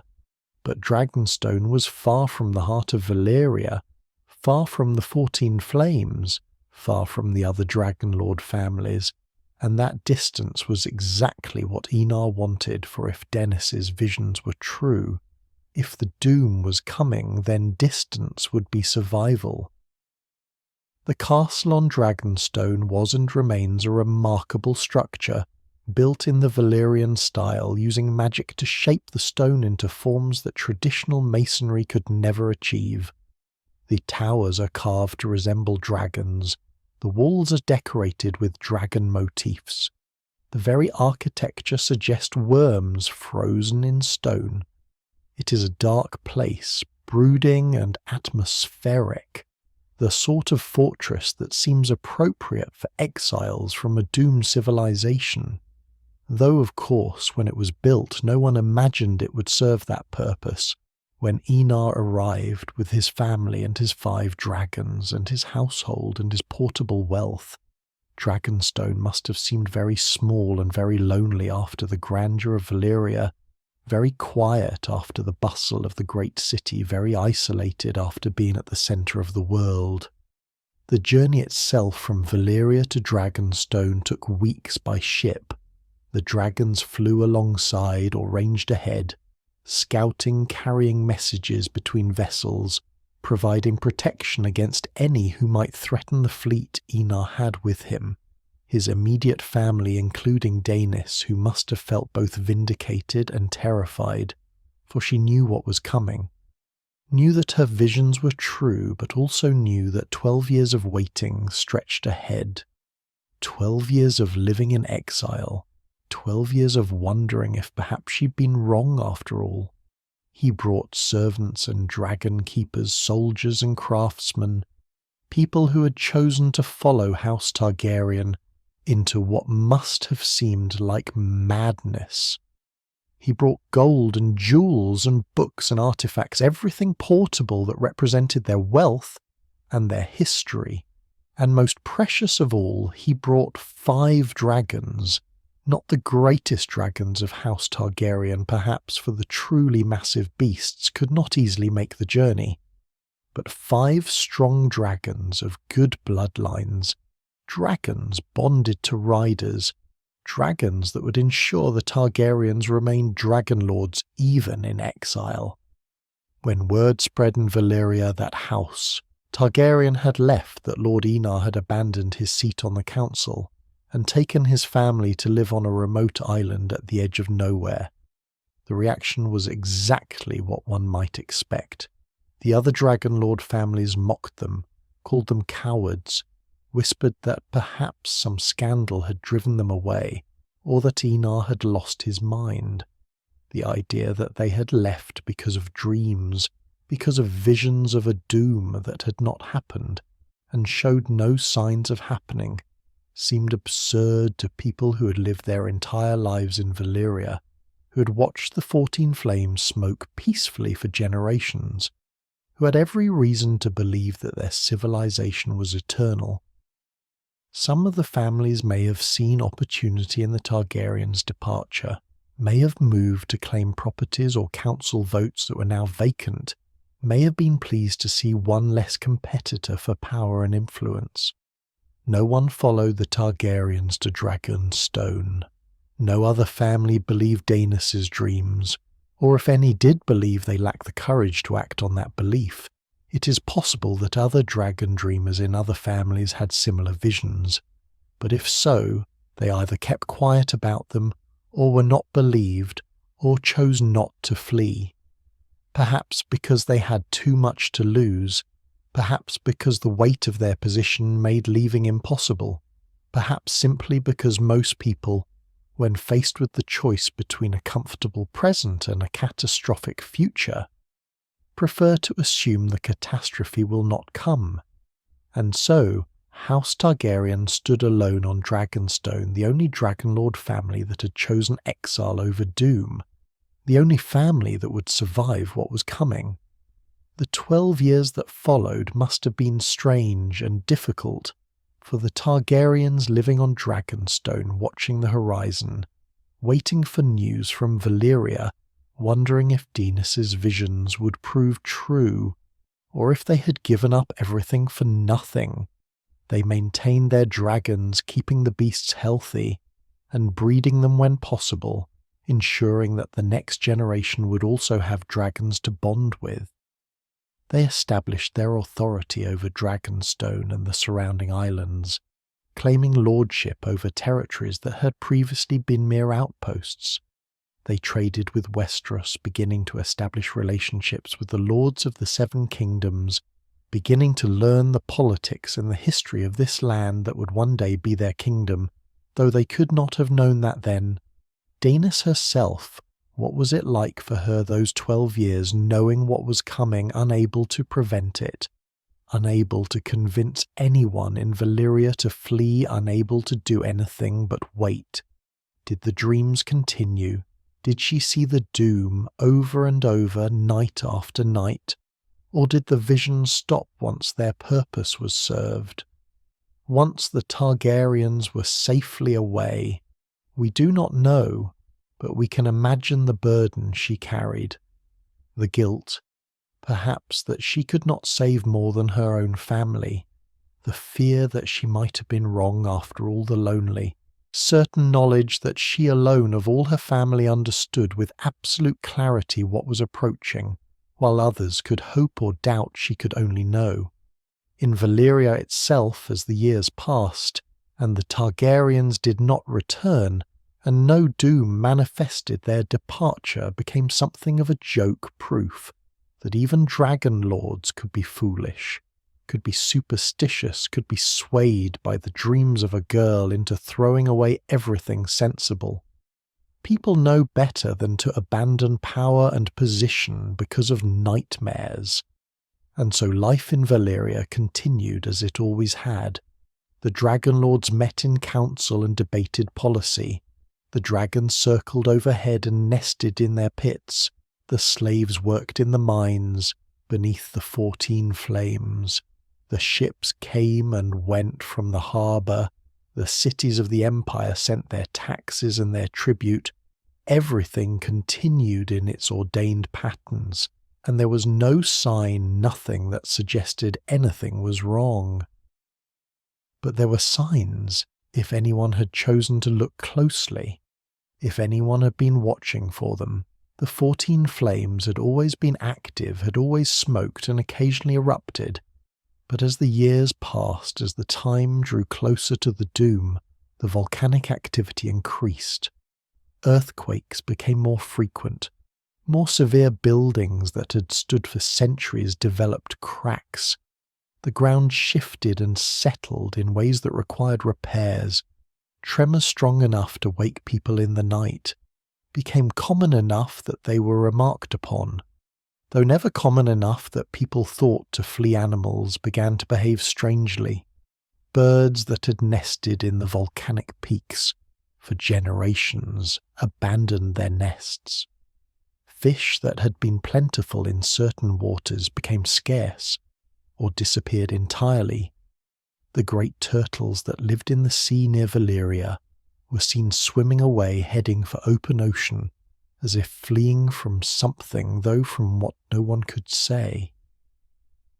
The dragons themselves became restless, more difficult to control than usual. They would roar for no apparent reason, would refuse to fly. On certain days would seem agitated in ways their riders could not explain.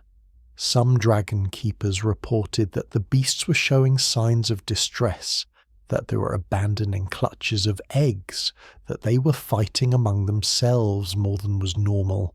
But these signs were explained away. The earth has always trembled. Here people said, we live on volcanic land. This is natural. The animals are responding to the seasons or to changes in food supplies. There is always an explanation. And the dragons are simply being dragons.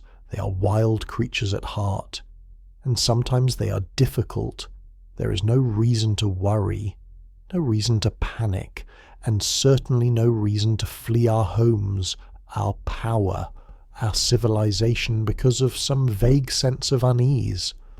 And so the people of Valyria remained, and the dragonlords met in their council chamber and made their plans for the future, unaware that they had no future, that the earth beneath them was building toward an explosion that would end everything they knew. The pride of the Valyrians was their undoing, as pride so often is. They could not imagine that their power was insufficient, could not conceive that the freehold which had lasted 5,000 years could simply end, could not accept that there were forces in the world greater than dragons, greater than magic, greater than the combined will of 40 dragonlord families they had conquered.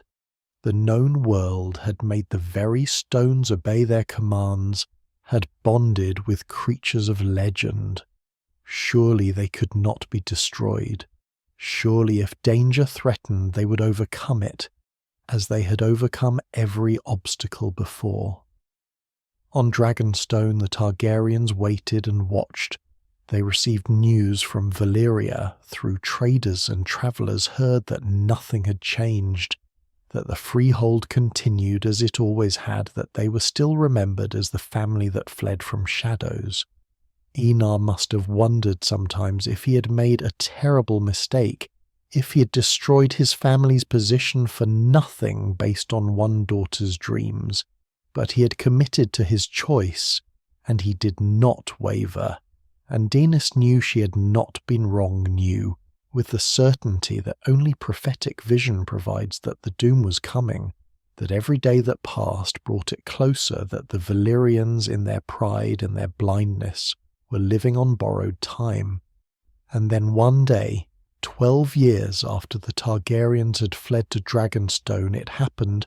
The doom came upon Valyria suddenly and without mercy, and everything that the Targaryens had left behind, everything they had known and loved, every other dragonlord family, every dragon that had remained in the volcanic peninsula, every person who had mocked their departure, every friend who had not believed the warnings, all of it was swept away in fire and destruction so complete that 400 years later the site remains cursed and deadly, a place where no one can live, where the very sea still boils, where to venture is to court madness and death.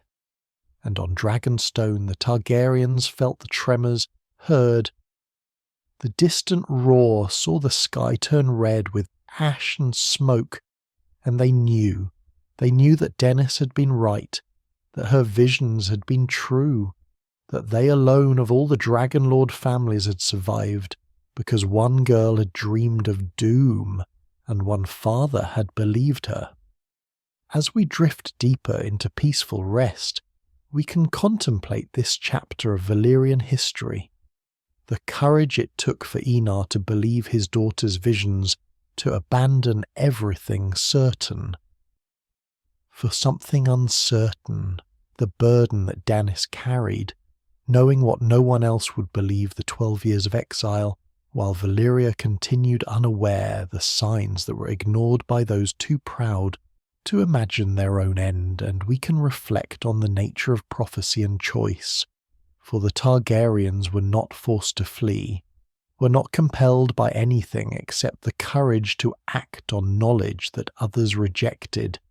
They had free will, they made a choice, and that choice saved them, while those who chose differently, those who chose comfort and familiarity and pride over the wisdom of a dreamer, paid the ultimate price. And in this there is perhaps a lesson about listening to warnings, about having the humility to imagine that even the greatest civilizations can fall, about choosing survival over pride, and about the fact that sometimes the smallest decision made in obscurity by people of no particular fame can change the entire course of history. For if the Targaryens had not fled, if Enar had not believed Daenys, if they had remained in Valyria and perished in the Doom, then there would have been no conquest of Westeros, no Targaryen dynasty, no dragon kings ruling from King's Landing. The entire history of the Seven Kingdoms would have been different, all because one man chose to believe one woman's dreams and had the courage to act on that belief, even when it meant giving up everything. From the 12 years of waiting on Dragonstone, where the Targaryens lived in exile, wondering if Daenys' visions would prove true or false, let us journey now to the day itself, the day when the world changed, when the greatest civilization ever known was erased from existence in a matter of hours, when fire and earth and sea combined to create destruction on a scale that even 4 centuries later seems almost impossible to comprehend.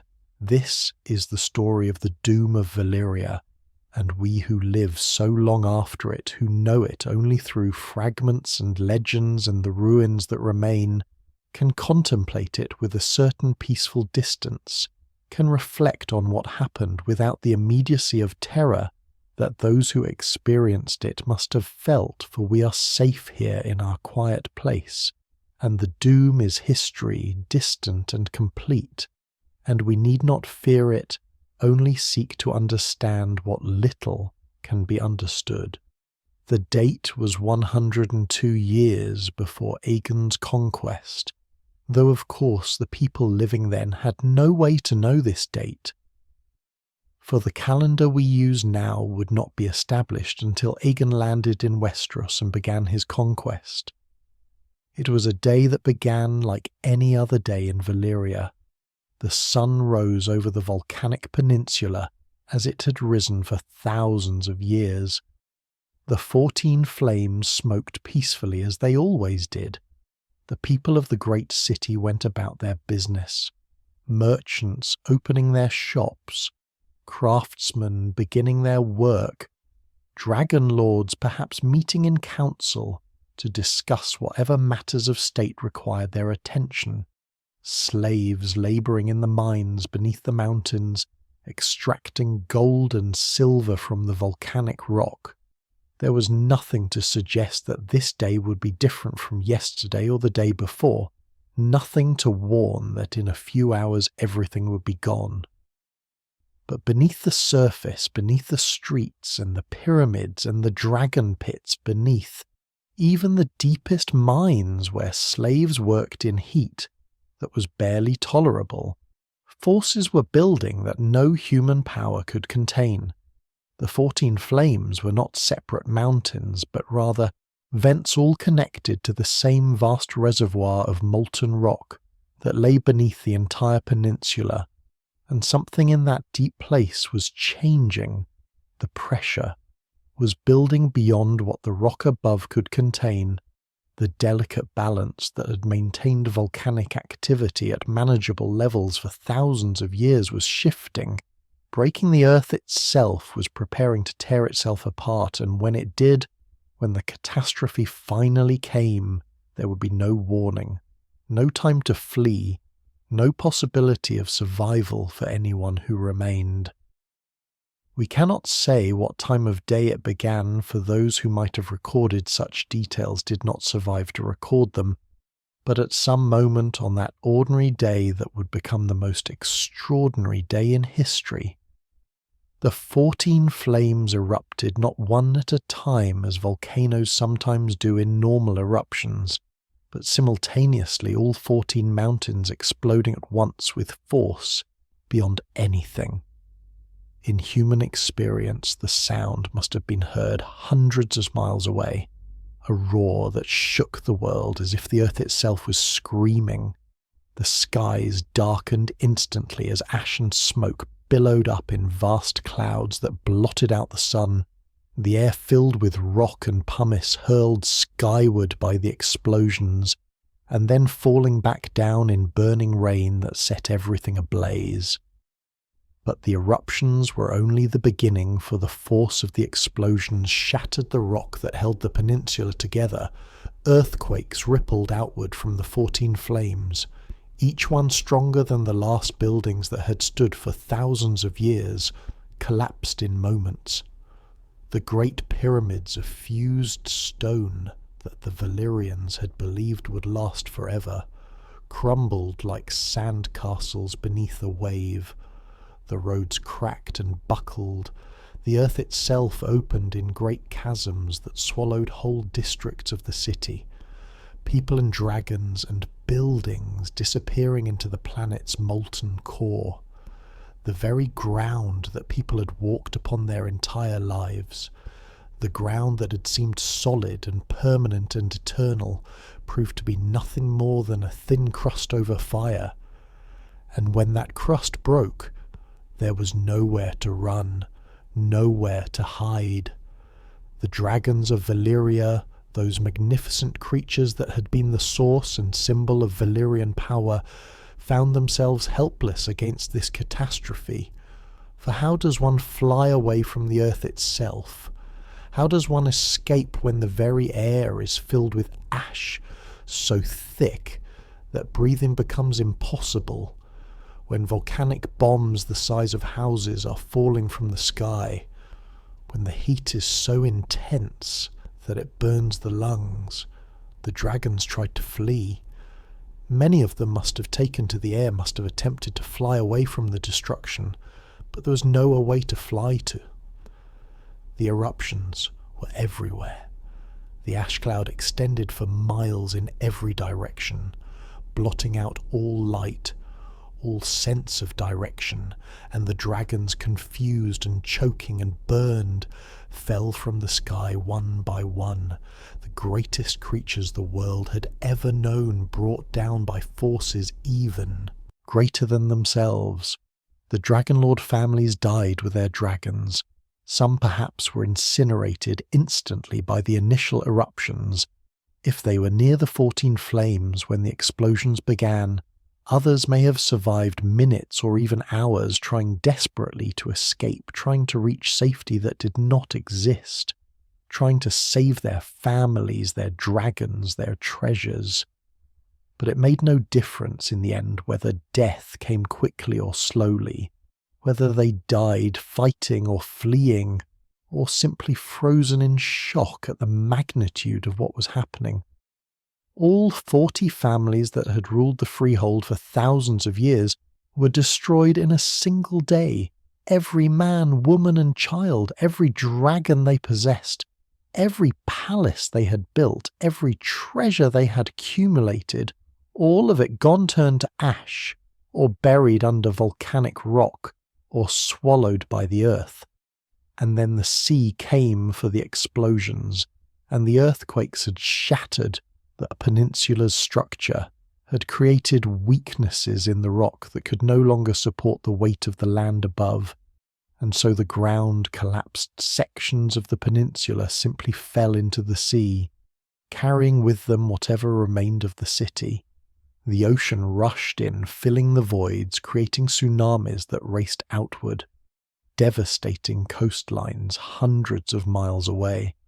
The water met the lava still flowing from the eruptions, and the resulting explosions of steam created their own destruction, adding to the chaos where the city of Valyria had stood, where the 14 flames had risen. There was now only water, but this was not normal water, not clean sea that might eventually support life. This was the smoking sea, so-called, because even 400 years after the doom it still boils, still steams, still releases vapours that are said to be poisonous. The smoking sea remains to this day a cursed place, a wound in the world that has never healed. Sailors give it wide berth for ships that venture too close, report their compasses spinning uselessly, report their crews falling ill with strange maladies, report seeing things in the mists, shapes that might be demons or might be hallucinations caused by the toxic fumes. No one who has sailed into the smoking sea seeking to loot the ruins of Valyria has ever returned, or if they have returned, they come back mad or dying, their ships damaged beyond repair, their cargo holds empty of everything except stories of horror that no one quite believes, but that everyone fears might be true. The Valyrians tried to work magic that perhaps should not have been worked, tried to bend forces to their will that were beyond human control, and now the place where they did that work remains poisoned, remains deadly, remains a testament to the danger of hubris. On Dragonstone, the Targaryens felt the doom, though they could not see it directly, could not know exactly what was happening. They felt the earthquakes that rippled outward from the volcanic peninsula, tremors strong enough to crack walls, to send people running into the streets to make the dragons roar in alarm. They saw the sky to the east turn red with reflected fire, saw the ash clouds rising into the heavens, blotting out the stars, saw the darkness spread across the horizon, and they knew without being told, without needing confirmation, that what Daenys had dreamed had come to pass, that Valyria had fallen, that the doom had arrived. Roynar Targaryen must have felt vindication mixed with grief, for he had been right to flee, had saved his family by believing his daughter's visions, but he had also lost everything else, his friends and distant family who had remained behind the city where he had been born. The world he had known, all of it was gone, and while he and his immediate household were safe, that safety came at the cost of witnessing the destruction of everything he had once valued. Daenys herself. What did she feel in that moment when her visions proved true? Relief that the waiting was over, grief for all who had not believed, sorrow for a world lost, or simply exhaustion after 12 years of carrying the burden of knowledge we cannot know. But we can imagine that it was a complex moment, neither entirely happy nor entirely sad, but something more nuanced, something that combined survival and loss in equal measure. In the days and weeks that followed, as news spread across the known world, as ships brought reports of the catastrophe, as the full magnitude of what had happened became clear, the reaction was disbelief, followed by horror, followed by a kind of numb shock, for how does one process the destruction of an entire civilization, the end of an empire that had lasted 5,000 years, the death of all the dragons save the 5 that the Targaryens had taken to Dragonstone? Some people refused to believe it, at first insisted that the reports must be exaggerated, that surely some of Valyria must have survived, that the Freehold would rebuild, but as more evidence accumulated, as it became clear that no ships were coming from Valyria because there was no Valyria to send them, that no dragons were seen because all the dragons were dead, that the entire peninsula had been destroyed, the truth could no longer be denied. The cause of the doom remains a mystery to this day, and likely will remain so forever, for all those who might have known. The truth died in the catastrophe. The obvious explanation is that it was simply a volcanic disaster, that the 14 flames were always going to erupt eventually, that the Valyrians built their civilization on unstable ground, and eventually that ground betrayed them. This explanation has the virtue of simplicity and of requiring no magical intervention, for we know that volcanoes erupt, that sometimes they do so with catastrophic force, that the earth is powerful beyond human understanding, and that living on a volcanic peninsula, no matter how long it has remained stable, carries inherent risk. The Valyrians were simply unlucky, living in the wrong place, when the earth decided to release its pent-up energy. But there are other theories that involve the magic the Valyrians practiced, the blood sacrifices they made, the forces they attempted to control. Some suggest that the Valyrians delved too deep into their minds, that they disturbed something in the earth that should have been left alone, that they released what some call fireworms, creatures of living magma, that dwell in the deep places, and that when disturbed can cause earthquakes and eruptions. Others suggest that the Valyrians' magic itself was the cause, that they had been using blood sacrifice and sorcery to keep the 14 flames stable for thousands of years, and that somehow on that day the spells failed or were broken or extracted too high a price, and nature reasserted itself with catastrophic violence. Still others whisper of enemies, of rival mages or foreign powers, who somehow sabotaged the magic that protected Valyria, though how anyone could have accomplished such a thing, and why they would have done so knowing it would kill hundreds of thousands of people, remains unclear.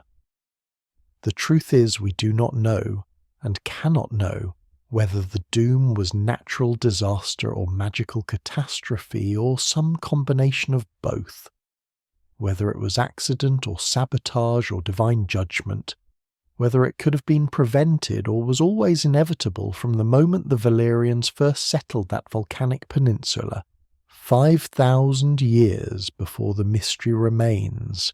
And perhaps it is fitting that it does, for some things are beyond human understanding. Some catastrophes are too large, too complete to fully explain, and we must make peace with not knowing, must accept that there are questions without answers, and that this uncertainty is simply part of being human, part of living in a world where not everything can be controlled or predicted or understood. What we can say with certainty is that the doom changed the world more profoundly than any event before or since. In a single day, the dominant civilization of the age was erased. The dragons that had given Valyria its power were reduced from hundreds to 5. The knowledge and magic that the Valyrians had accumulated over 5,000 years was lost forever. The empire that had controlled most of the known world collapsed, leaving a power vacuum that would take a century to fill, and the Targaryens, who had been one minor family among 40, suddenly found themselves the last dragonlords in the world, the sole survivors of a civilization that had seemed eternal, the inheritors of a legacy they had never expected to bear alone. As we drift deeper into peaceful rest, we can contemplate this catastrophe. From the comfortable distance of 4 centuries can reflect on the magnitude of what was lost, without being overwhelmed by immediate horror, for the doom, as history is completed, is something we can observe and consider and learn from without having to experience it. The destruction was absolute. Yes, The loss was incalculable, but it is over, has been over for longer than any person. Now living has been alive, and what remains is not the terror of the moment, but the memory of what was, and what it teaches us about impermanence, about the fragility of even the greatest civilizations, about the importance of heeding warnings, about the dangers of pride and the limits of power. We need not judge the Valyrians harshly for their failure to see what was coming. For we too are blind to our own futures, but we can appreciate that their story is a reminder that everything built by human hands is temporary, that the earth is older and more powerful than any empire, and that in the end all our works will be dust and our greatest achievements will be forgotten. And in this truth there is not despair, but rather a kind of peace, for if everything is temporary, then we need not cling so tightly, need not fear change quite so much, need not imagine that what is now must be forever, but can instead appreciate what exists while it exists, and let it go gracefully when its time is done, as all things' time eventually comes. From the day of the doom, when Valyria fell and the world changed forever, let us journey now into the aftermath, into the decades, and eventually the century that followed, for the destruction of the Freehold did not bring peace, but rather chaos, as the peoples and cities that had lived under Valyrian rule suddenly found themselves free, but also unprotected, suddenly had to navigate a world without the structures and the power that had defined their existence. For thousands of years, the doom created a vacuum, and nature abhors a vacuum, and so the lands that Valyria had controlled descended into conflict as various powers attempted to fill the space that the Freehold had left behind. And in this we see a pattern that repeats throughout history, that the fall of empires is often more destructive than their rise, that the end of order, even oppressive order, creates opportunities for violence that can last for generations.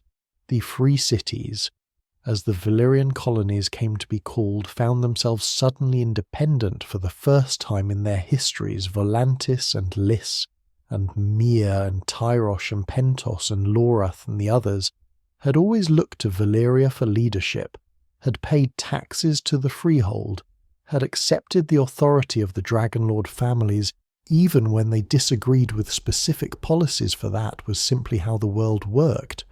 But now Valyria was gone.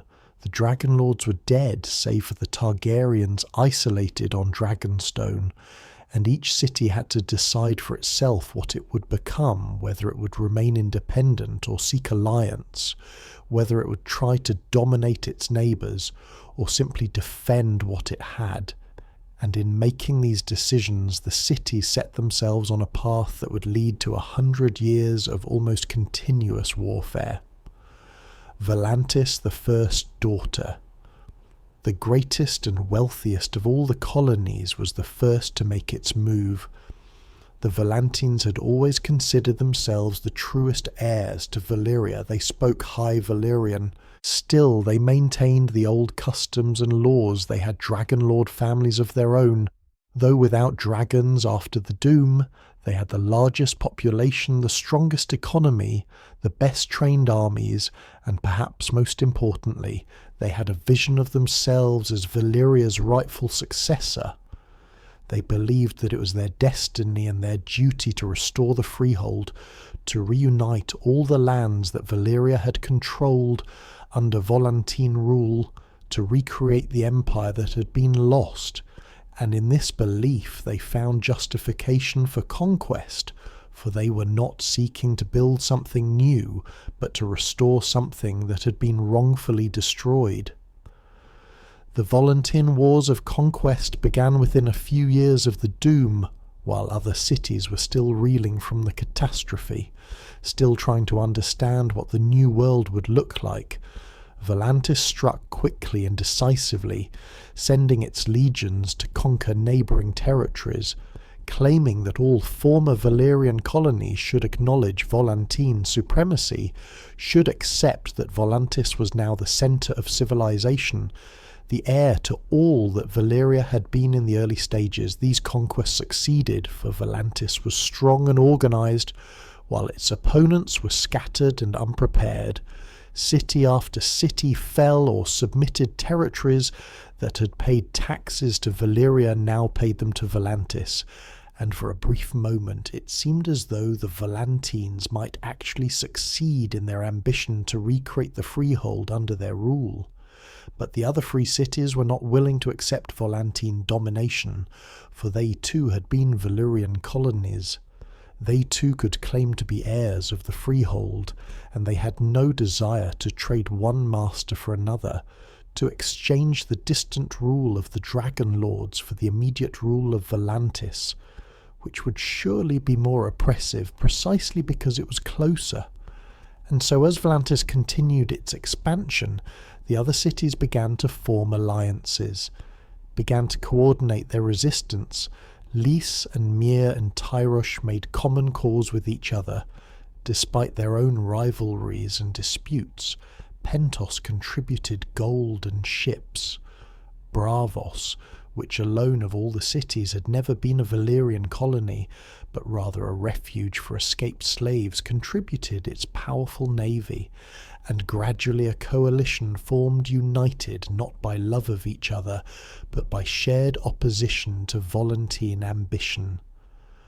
The great confrontation came at a battle fought near the ruins of what had once been a Roynish city on the river Royne itself, a battle that would later be called simply the Battle of the Royne, though it bore no connection to the earlier conflict where 300 dragons had burned the Roynar.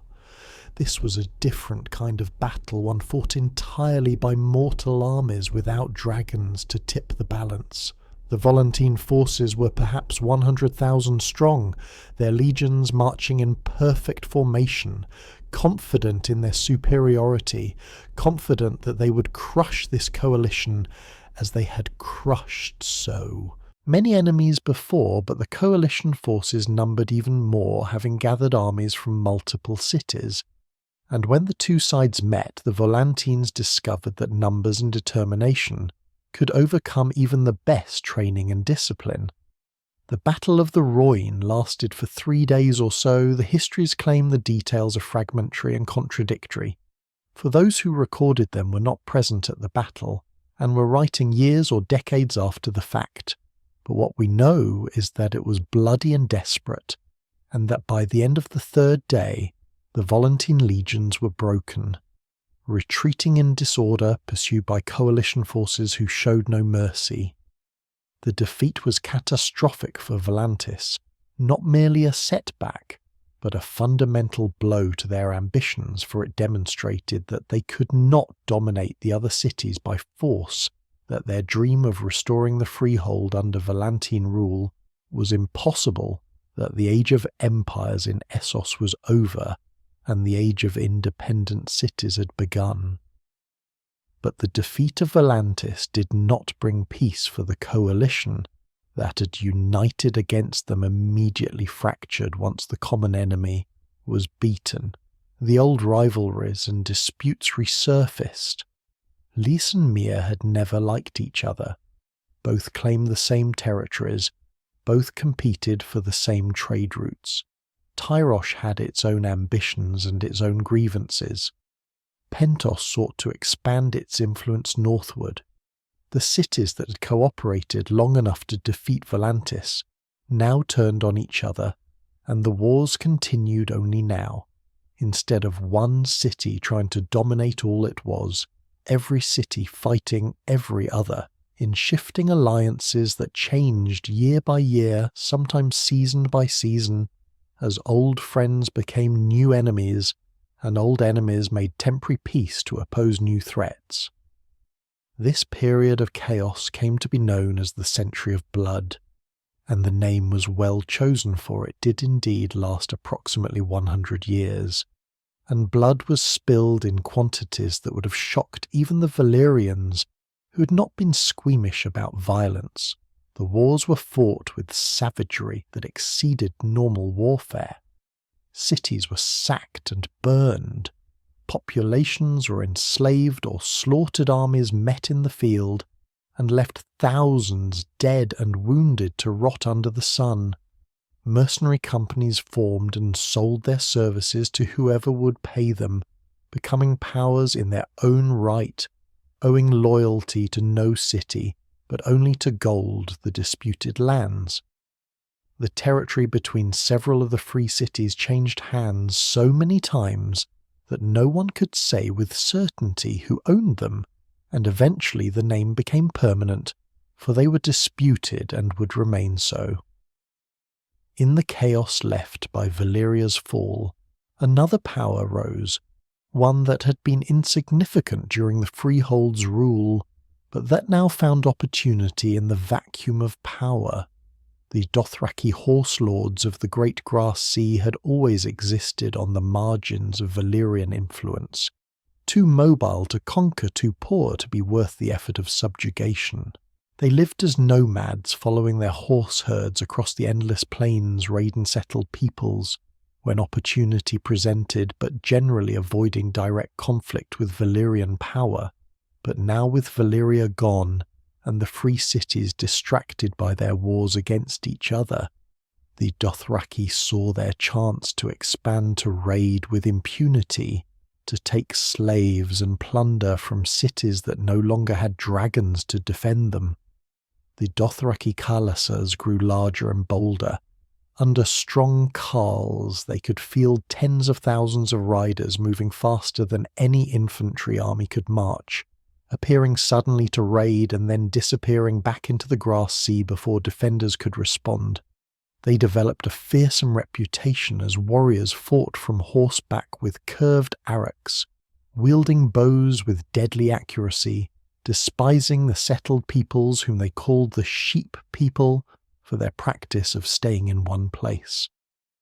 The free cities tried to defend against them, built walls, and hired mercenaries, but walls can be bypassed and mercenaries can be defeated, and the Dothraki continued their raids, year after year, taking what they wanted and leaving destruction in their wake. Eventually, the free cities learned to simply pay tribute to the Khalasars, to buy peace with gold and slaves, rather than trying to defeat an enemy who would not stay and fight, but would simply retreat into the vast grasslands where no army could follow.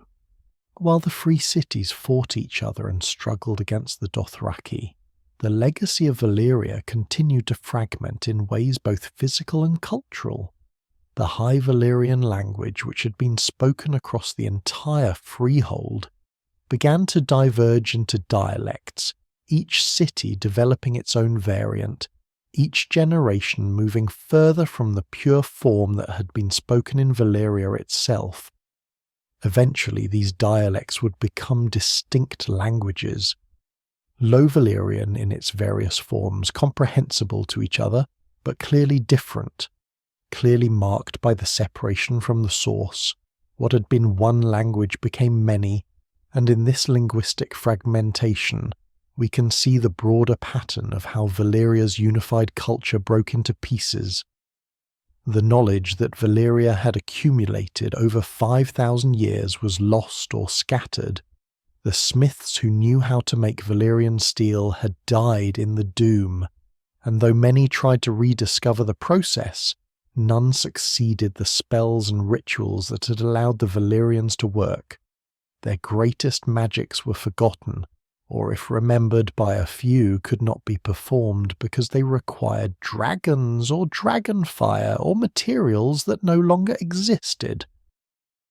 The glass candles that had burned in Valyrian citadels went dark and stayed dark for centuries, becoming mere curiosities rather than functioning tools. The breeding programs that had created dragons were interrupted, and though the Targaryens maintained their 5 dragons on Dragonstone, they did not have the knowledge or resources that Valyrian dragon keepers had possessed, and so their dragons, while magnificent, were perhaps not quite what dragons had been in Valyria's prime. Even the physical infrastructure that Valyria had built began to decay. The great roads that had connected the Empire roads, whose fused stone surfaces had seemed eternal, began to crack and crumble. Not everywhere and not quickly, but enough that travellers remarked upon it. Enough that within a century of the doom, the roads were noticeably worse than they had been.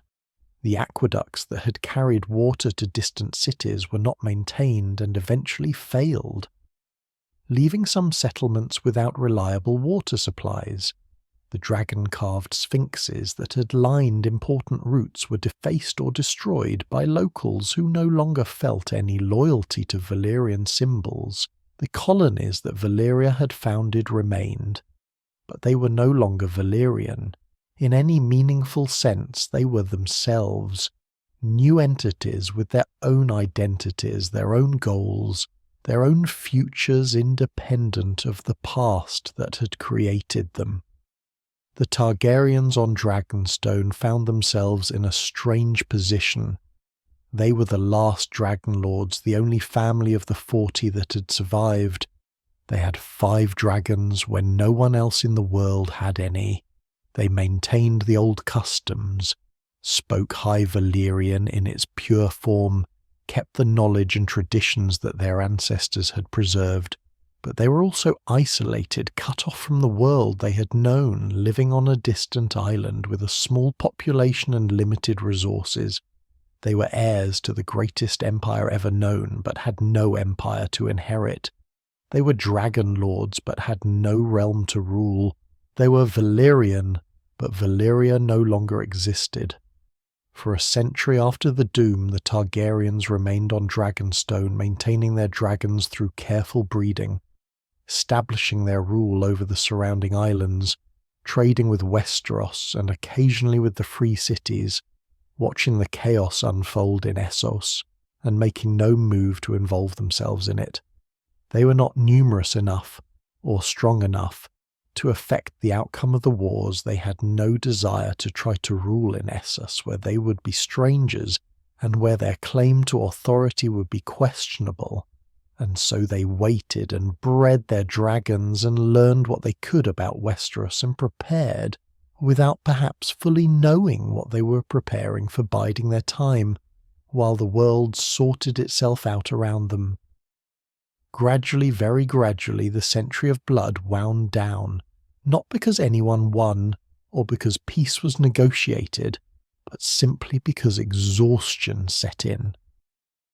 The free cities had spent 100 years fighting each other and had nothing to show for it, but damaged economies, devastated populations and territories that remained disputed. The costs of continued warfare began to outweigh any possible benefits.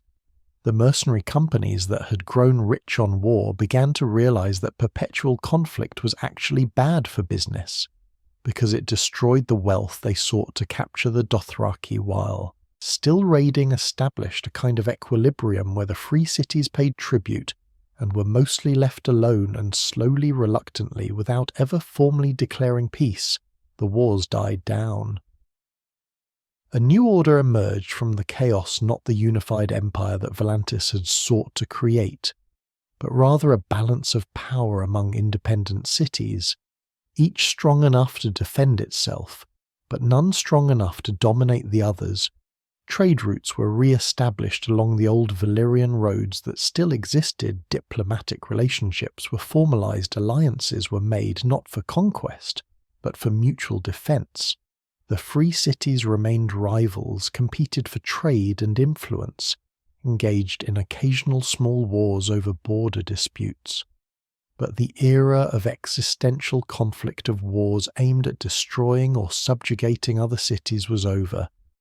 They had learned through bitter experience that such wars could not be won, that the Age of Empires had ended with Valyria, and that the future belonged to smaller independent powers, coexisting uneasily, but coexisting nonetheless.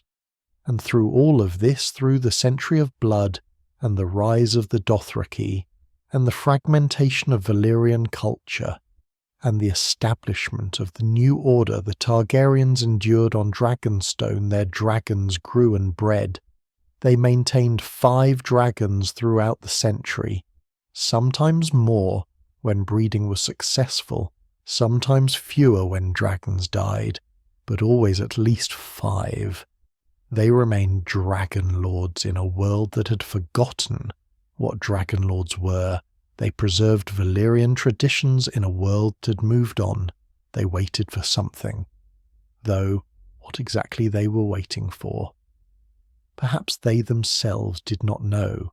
They were the last ember of a dead fire, keeping themselves alight through the long darkness. And eventually, when the time was right, that ember would kindle into flame, once more would light a new fire that would consume not Essos which had already burned, but Westeros which had never known dragon fire, and in doing so the Targaryens would transform themselves from exiles and survivors into conquerors and kings. But that chapter of their story still lay ahead in a future they could not yet see. As we settle deeper into peaceful rest, we can reflect on this century of chaos and blood, on the wars that followed Valyria's fall, and on how civilizations adjust when the old order is destroyed.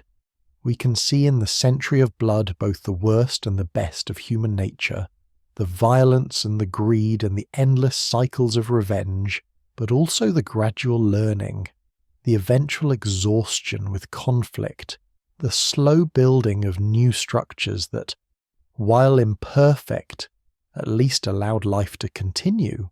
We can appreciate that, even in the darkest periods, even when it seems that nothing will ever be right again, eventually equilibrium returns. Eventually people tire of fighting. Eventually new systems emerge that work well enough to allow peace, even if not perfect peace. And in this there is comfort for our own troubled times, for our own moments when everything seems to be falling apart, for if the world survived the century of blood, survived the doom of Valyria, and eventually found a new balance, then surely our own troubles, however large they seem, are survivable as well. From the century of blood and the chaos that followed Valyria's fall, let us turn our attention now to a different kind of reflection, not on what happened in those turbulent years, but on what was lost when the doom came, and what somehow survived, for every ending is also a preservation of sorts. Every destruction leaves remnants, and in examining what Valyria left behind, we can understand both the magnitude of what was destroyed and the resilience of human creation, the ways that even the most complete catastrophes cannot entirely erase what came before, cannot prevent echoes and fragments from persisting into the future to remind those who come after that something great once existed here. The knowledge that was lost when Valyria fell is almost impossible to catalogue, for we cannot fully know what we do not know, cannot measure the absence of things we never learned, but we can identify certain specific losses that matter. Even now, 400 years after the doom, the secret of making Valyrian steel is perhaps the most tangible of these losses. We know that Valyrian steel blades exist, for they survived the doom, being scattered across the world in the hands of those who owned them or who purchased them in the years before the catastrophe. But we cannot make new ones despite centuries of trying, despite the best efforts of master smiths in every land, despite offers of vast wealth to anyone who can rediscover the process. The knowledge died with the smiths who possessed it, and all we have left are the blades themselves, numbered in the hundreds, perhaps fewer, getting fewer still as time passes, and some are lost or destroyed, each one irreplaceable, each one worth a fortune. The spells and rituals that allowed the Valyrians to work their greatest magics are similarly lost.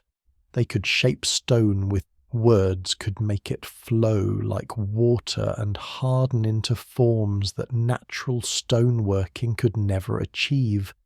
And this knowledge is gone. We can see the results in the pyramids that still stand in the free cities, in the roads that remain perfect centuries after their creation in the dragon-shaped towers of Dragonstone. But we cannot replicate these works, cannot create new ones, for the spells are lost, or if fragments remain, they are incomplete, insufficient to actually accomplish what the Valyrians routinely did. They knew how to breed dragons, how to manage bloodlines, to produce beasts of enormous size and specific temperaments.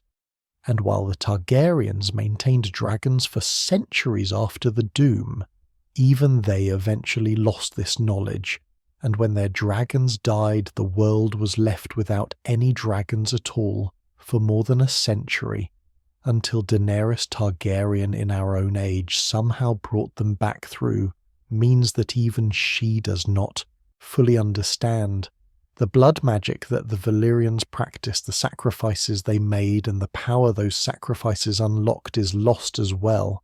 And perhaps this is not entirely unfortunate, for blood magic is dangerous, corrupting demanding prices that may not be worth paying, but whether we approve of it or not, it was part of Valyrian knowledge, part of how they achieved what they achieved, and that knowledge is gone. The glass candles that burned in Valyrian citadels and in the citadel at Old Town went dark when the Doom came and remained dark for 4 centuries, becoming curiosities that maesters would show to students as examples of supposed magic that obviously did not work, for if they worked, they would burn, and they did not burn until very recently, until Daenerys's dragons were born.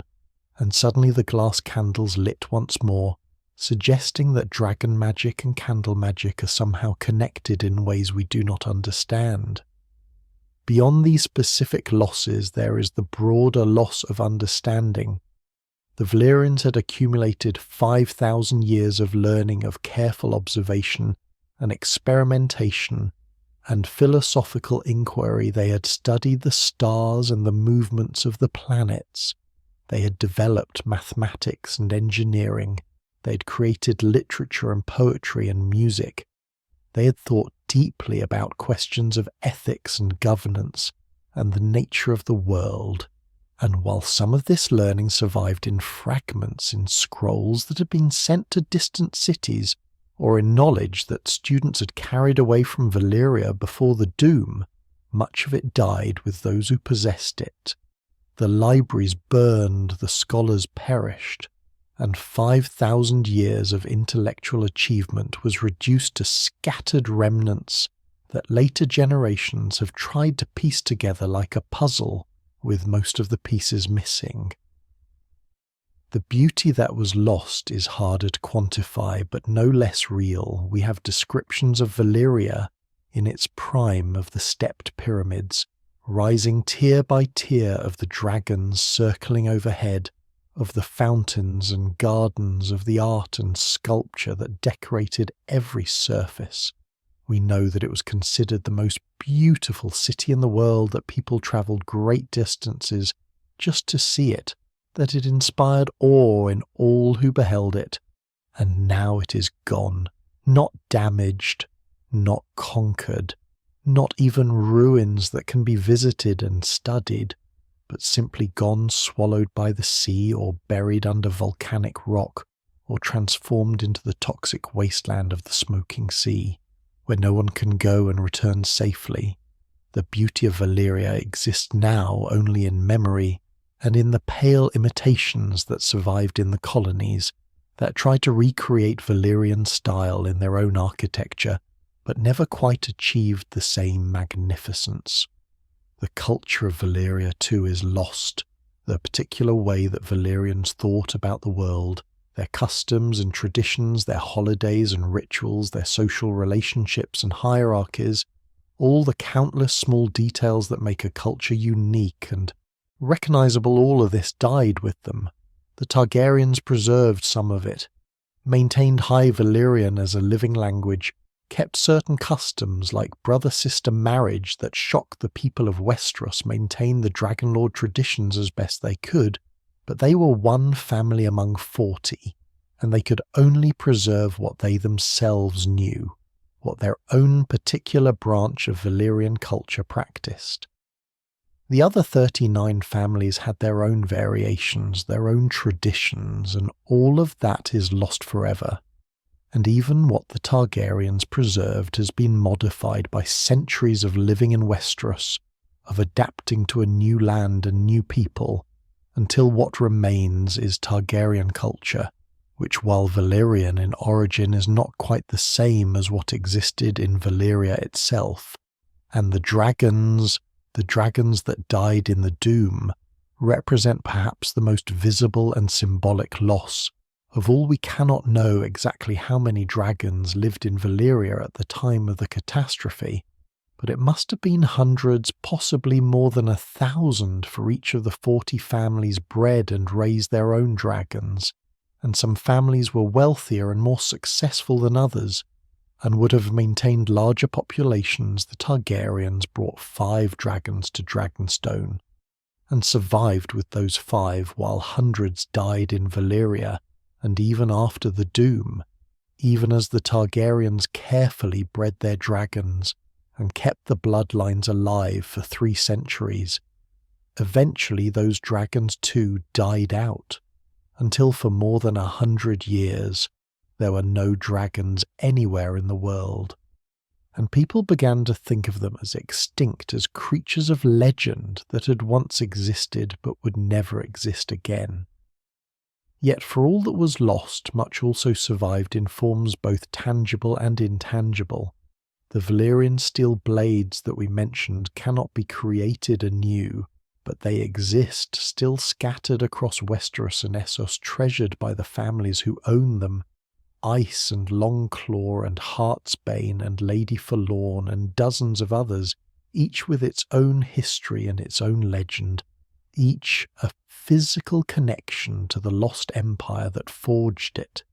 These blades will outlast their current owners, will be passed down through generations, will continue to exist for centuries or even millennia more, and as long as they exist, Valyria is not entirely gone, for you can hold a Valyrian steel sword in your hand and know that you are touching something created by dragonlords in the ancient Freehold.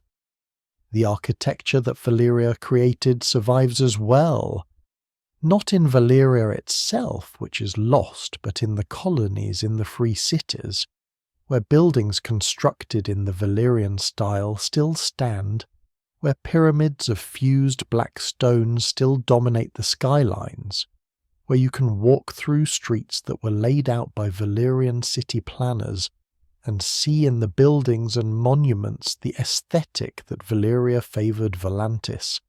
In particular, maintains the Valyrian style in its architecture, has the black walls that enclose the old city where only those of Valyrian blood are allowed to live, has temples and towers that echo the lost capital, and while these buildings are not Valyria, are not the originals, they are close enough that someone from the Freehold transported forward in time would recognise them, would feel some familiarity, some connection to home. The roads that Valyria built remain the greatest testament to their engineering skill, for these roads are still perfect, still smooth and seamless, still the best roads in the known world, 400 years after the empire that built them ceased to exist. You can travel the old Valyrian roads in Essos and find them in better condition than highways built last year in other lands. They require no maintenance. They do not crack or develop potholes, they simply endure. And in this endurance there is something both impressive and melancholy. For these roads were built to connect an empire that no longer exists. They lead to cities that fell in the century of blood, or earlier they were meant to carry Valyrian travellers and traders and armies, but now they carry whoever wishes to use them, and the Valyrians who built them are dust, and yet the roads remain. The language of Valyria survives in fragments and variations. High Valyrian is still spoken, or at least still known by scholars, and by the few families who maintain the old traditions, it is the language of learning. In some places, the language that Meisters study, the language that appears in ancient texts, and that must be understood to access certain kinds of knowledge, but more importantly the various Low Valyrian dialects that evolved from the original language are spoken by millions of people across Essos. The common tongue of Westeros itself contains words borrowed from Valyrian brought over by traders and travellers. Language has a way of persisting, even when everything else changes, even when the people who originally spoke it are gone. And in this persistence we can trace Valyria's influence across the world. And most importantly, the Targaryens survived House Targaryen alone. Of all the 40 dragonlord families came through the Doom, intact, with their dragons and their knowledge and their traditions preserved. They spent a century on Dragonstone maintaining themselves, keeping their bloodlines pure, breeding their dragons. And then 3 centuries before our current time, Aegon Targaryen looked west toward the 7 kingdoms of Westeros, and decided that the time had come to expand, to conquer, to build not a restoration of the Valyrian Freehold, for that was impossible, but something new, a kingdom ruled by dragon lords where the Targaryen traditions could be maintained, where dragons could fly again over populated lands, where the legacy of Valyria could continue in a different form. The Conquest of Westeros by Aegon and his sisters is a story for another time, but what matters here is that it succeeded, that the Targaryens, who had been exiles on Dragonstone for a century, became kings of a united realm, that they brought their dragons to Westeros and used them to forge the 7 kingdoms into one, that they established a dynasty that would last 3 centuries, that they built King's Landing as their capital, and made it in some ways a successor to Valyria, a place where dragon lords ruled, where High Valyrian was spoken in the royal court, where Valyrian customs were maintained, where the Red Keep rose in the style of Valyrian architecture, and where dragons nested on Rhaenys' hill. And through all this, the memory of Valyria was kept alive, was transmitted to a new land and new people who had never known the Freehold, but who came to know its last surviving family. The Targaryen reign in Westeros was not perfect. They faced rebellions and challenges. They made mistakes and sometimes ruled poorly.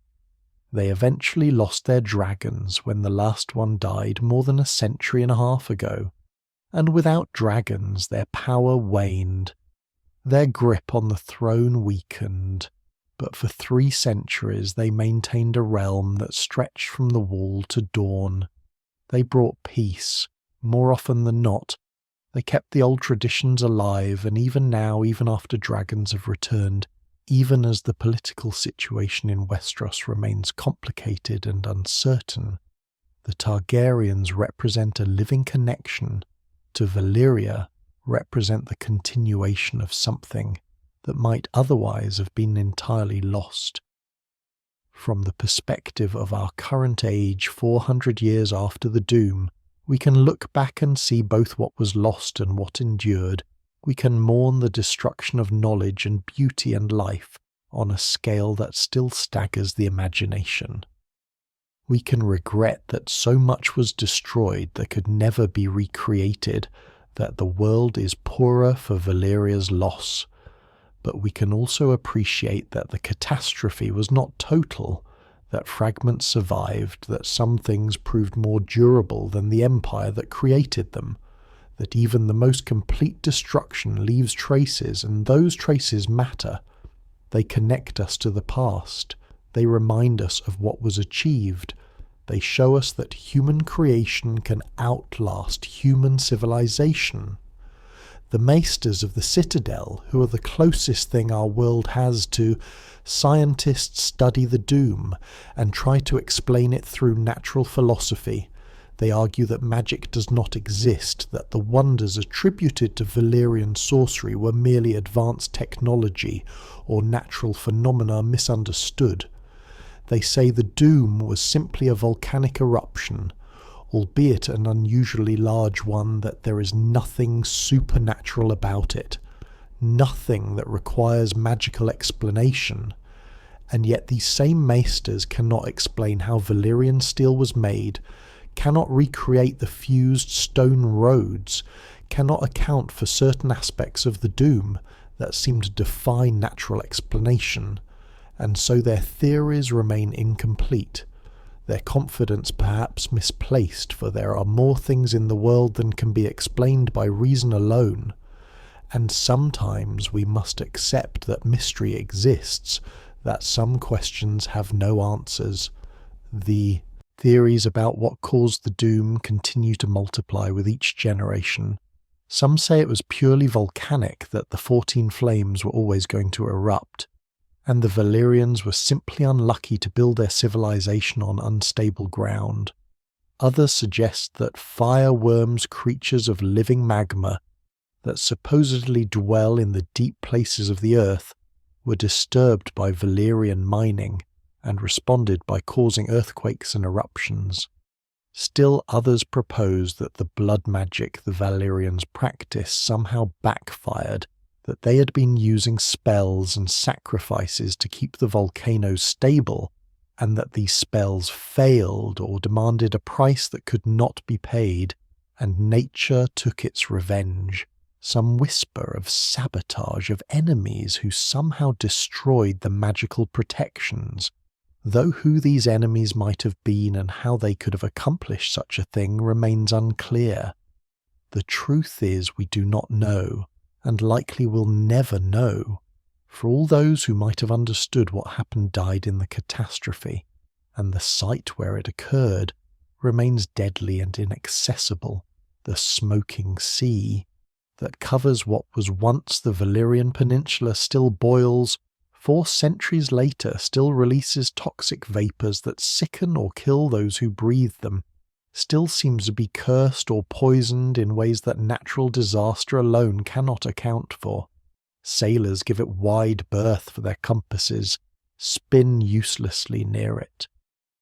For strange things are seen in the mists, shapes that might be spirits or demons or merely hallucinations caused by the fumes, and those few adventurers who have attempted to sail into the smoking sea, to explore the ruins, to perhaps find Valyrian treasures that survived the doom, either do not return or return mad or dying, their ships damage their crews, reduce their cargo holds empty.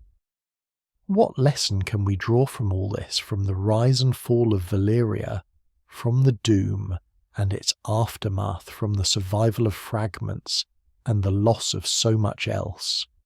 Perhaps the lesson is simply this, that power and pride do not guarantee survival, that the greatest civilizations can fall, that nothing built by human hands is truly eternal, but also that nothing is entirely lost, that fragments persist, that what we create outlasts us, that even catastrophe cannot completely erase the past. The Valyrians in their pride thought they were eternal, thought their power was unassailable, thought that they had mastered the forces of nature and bent them to their will.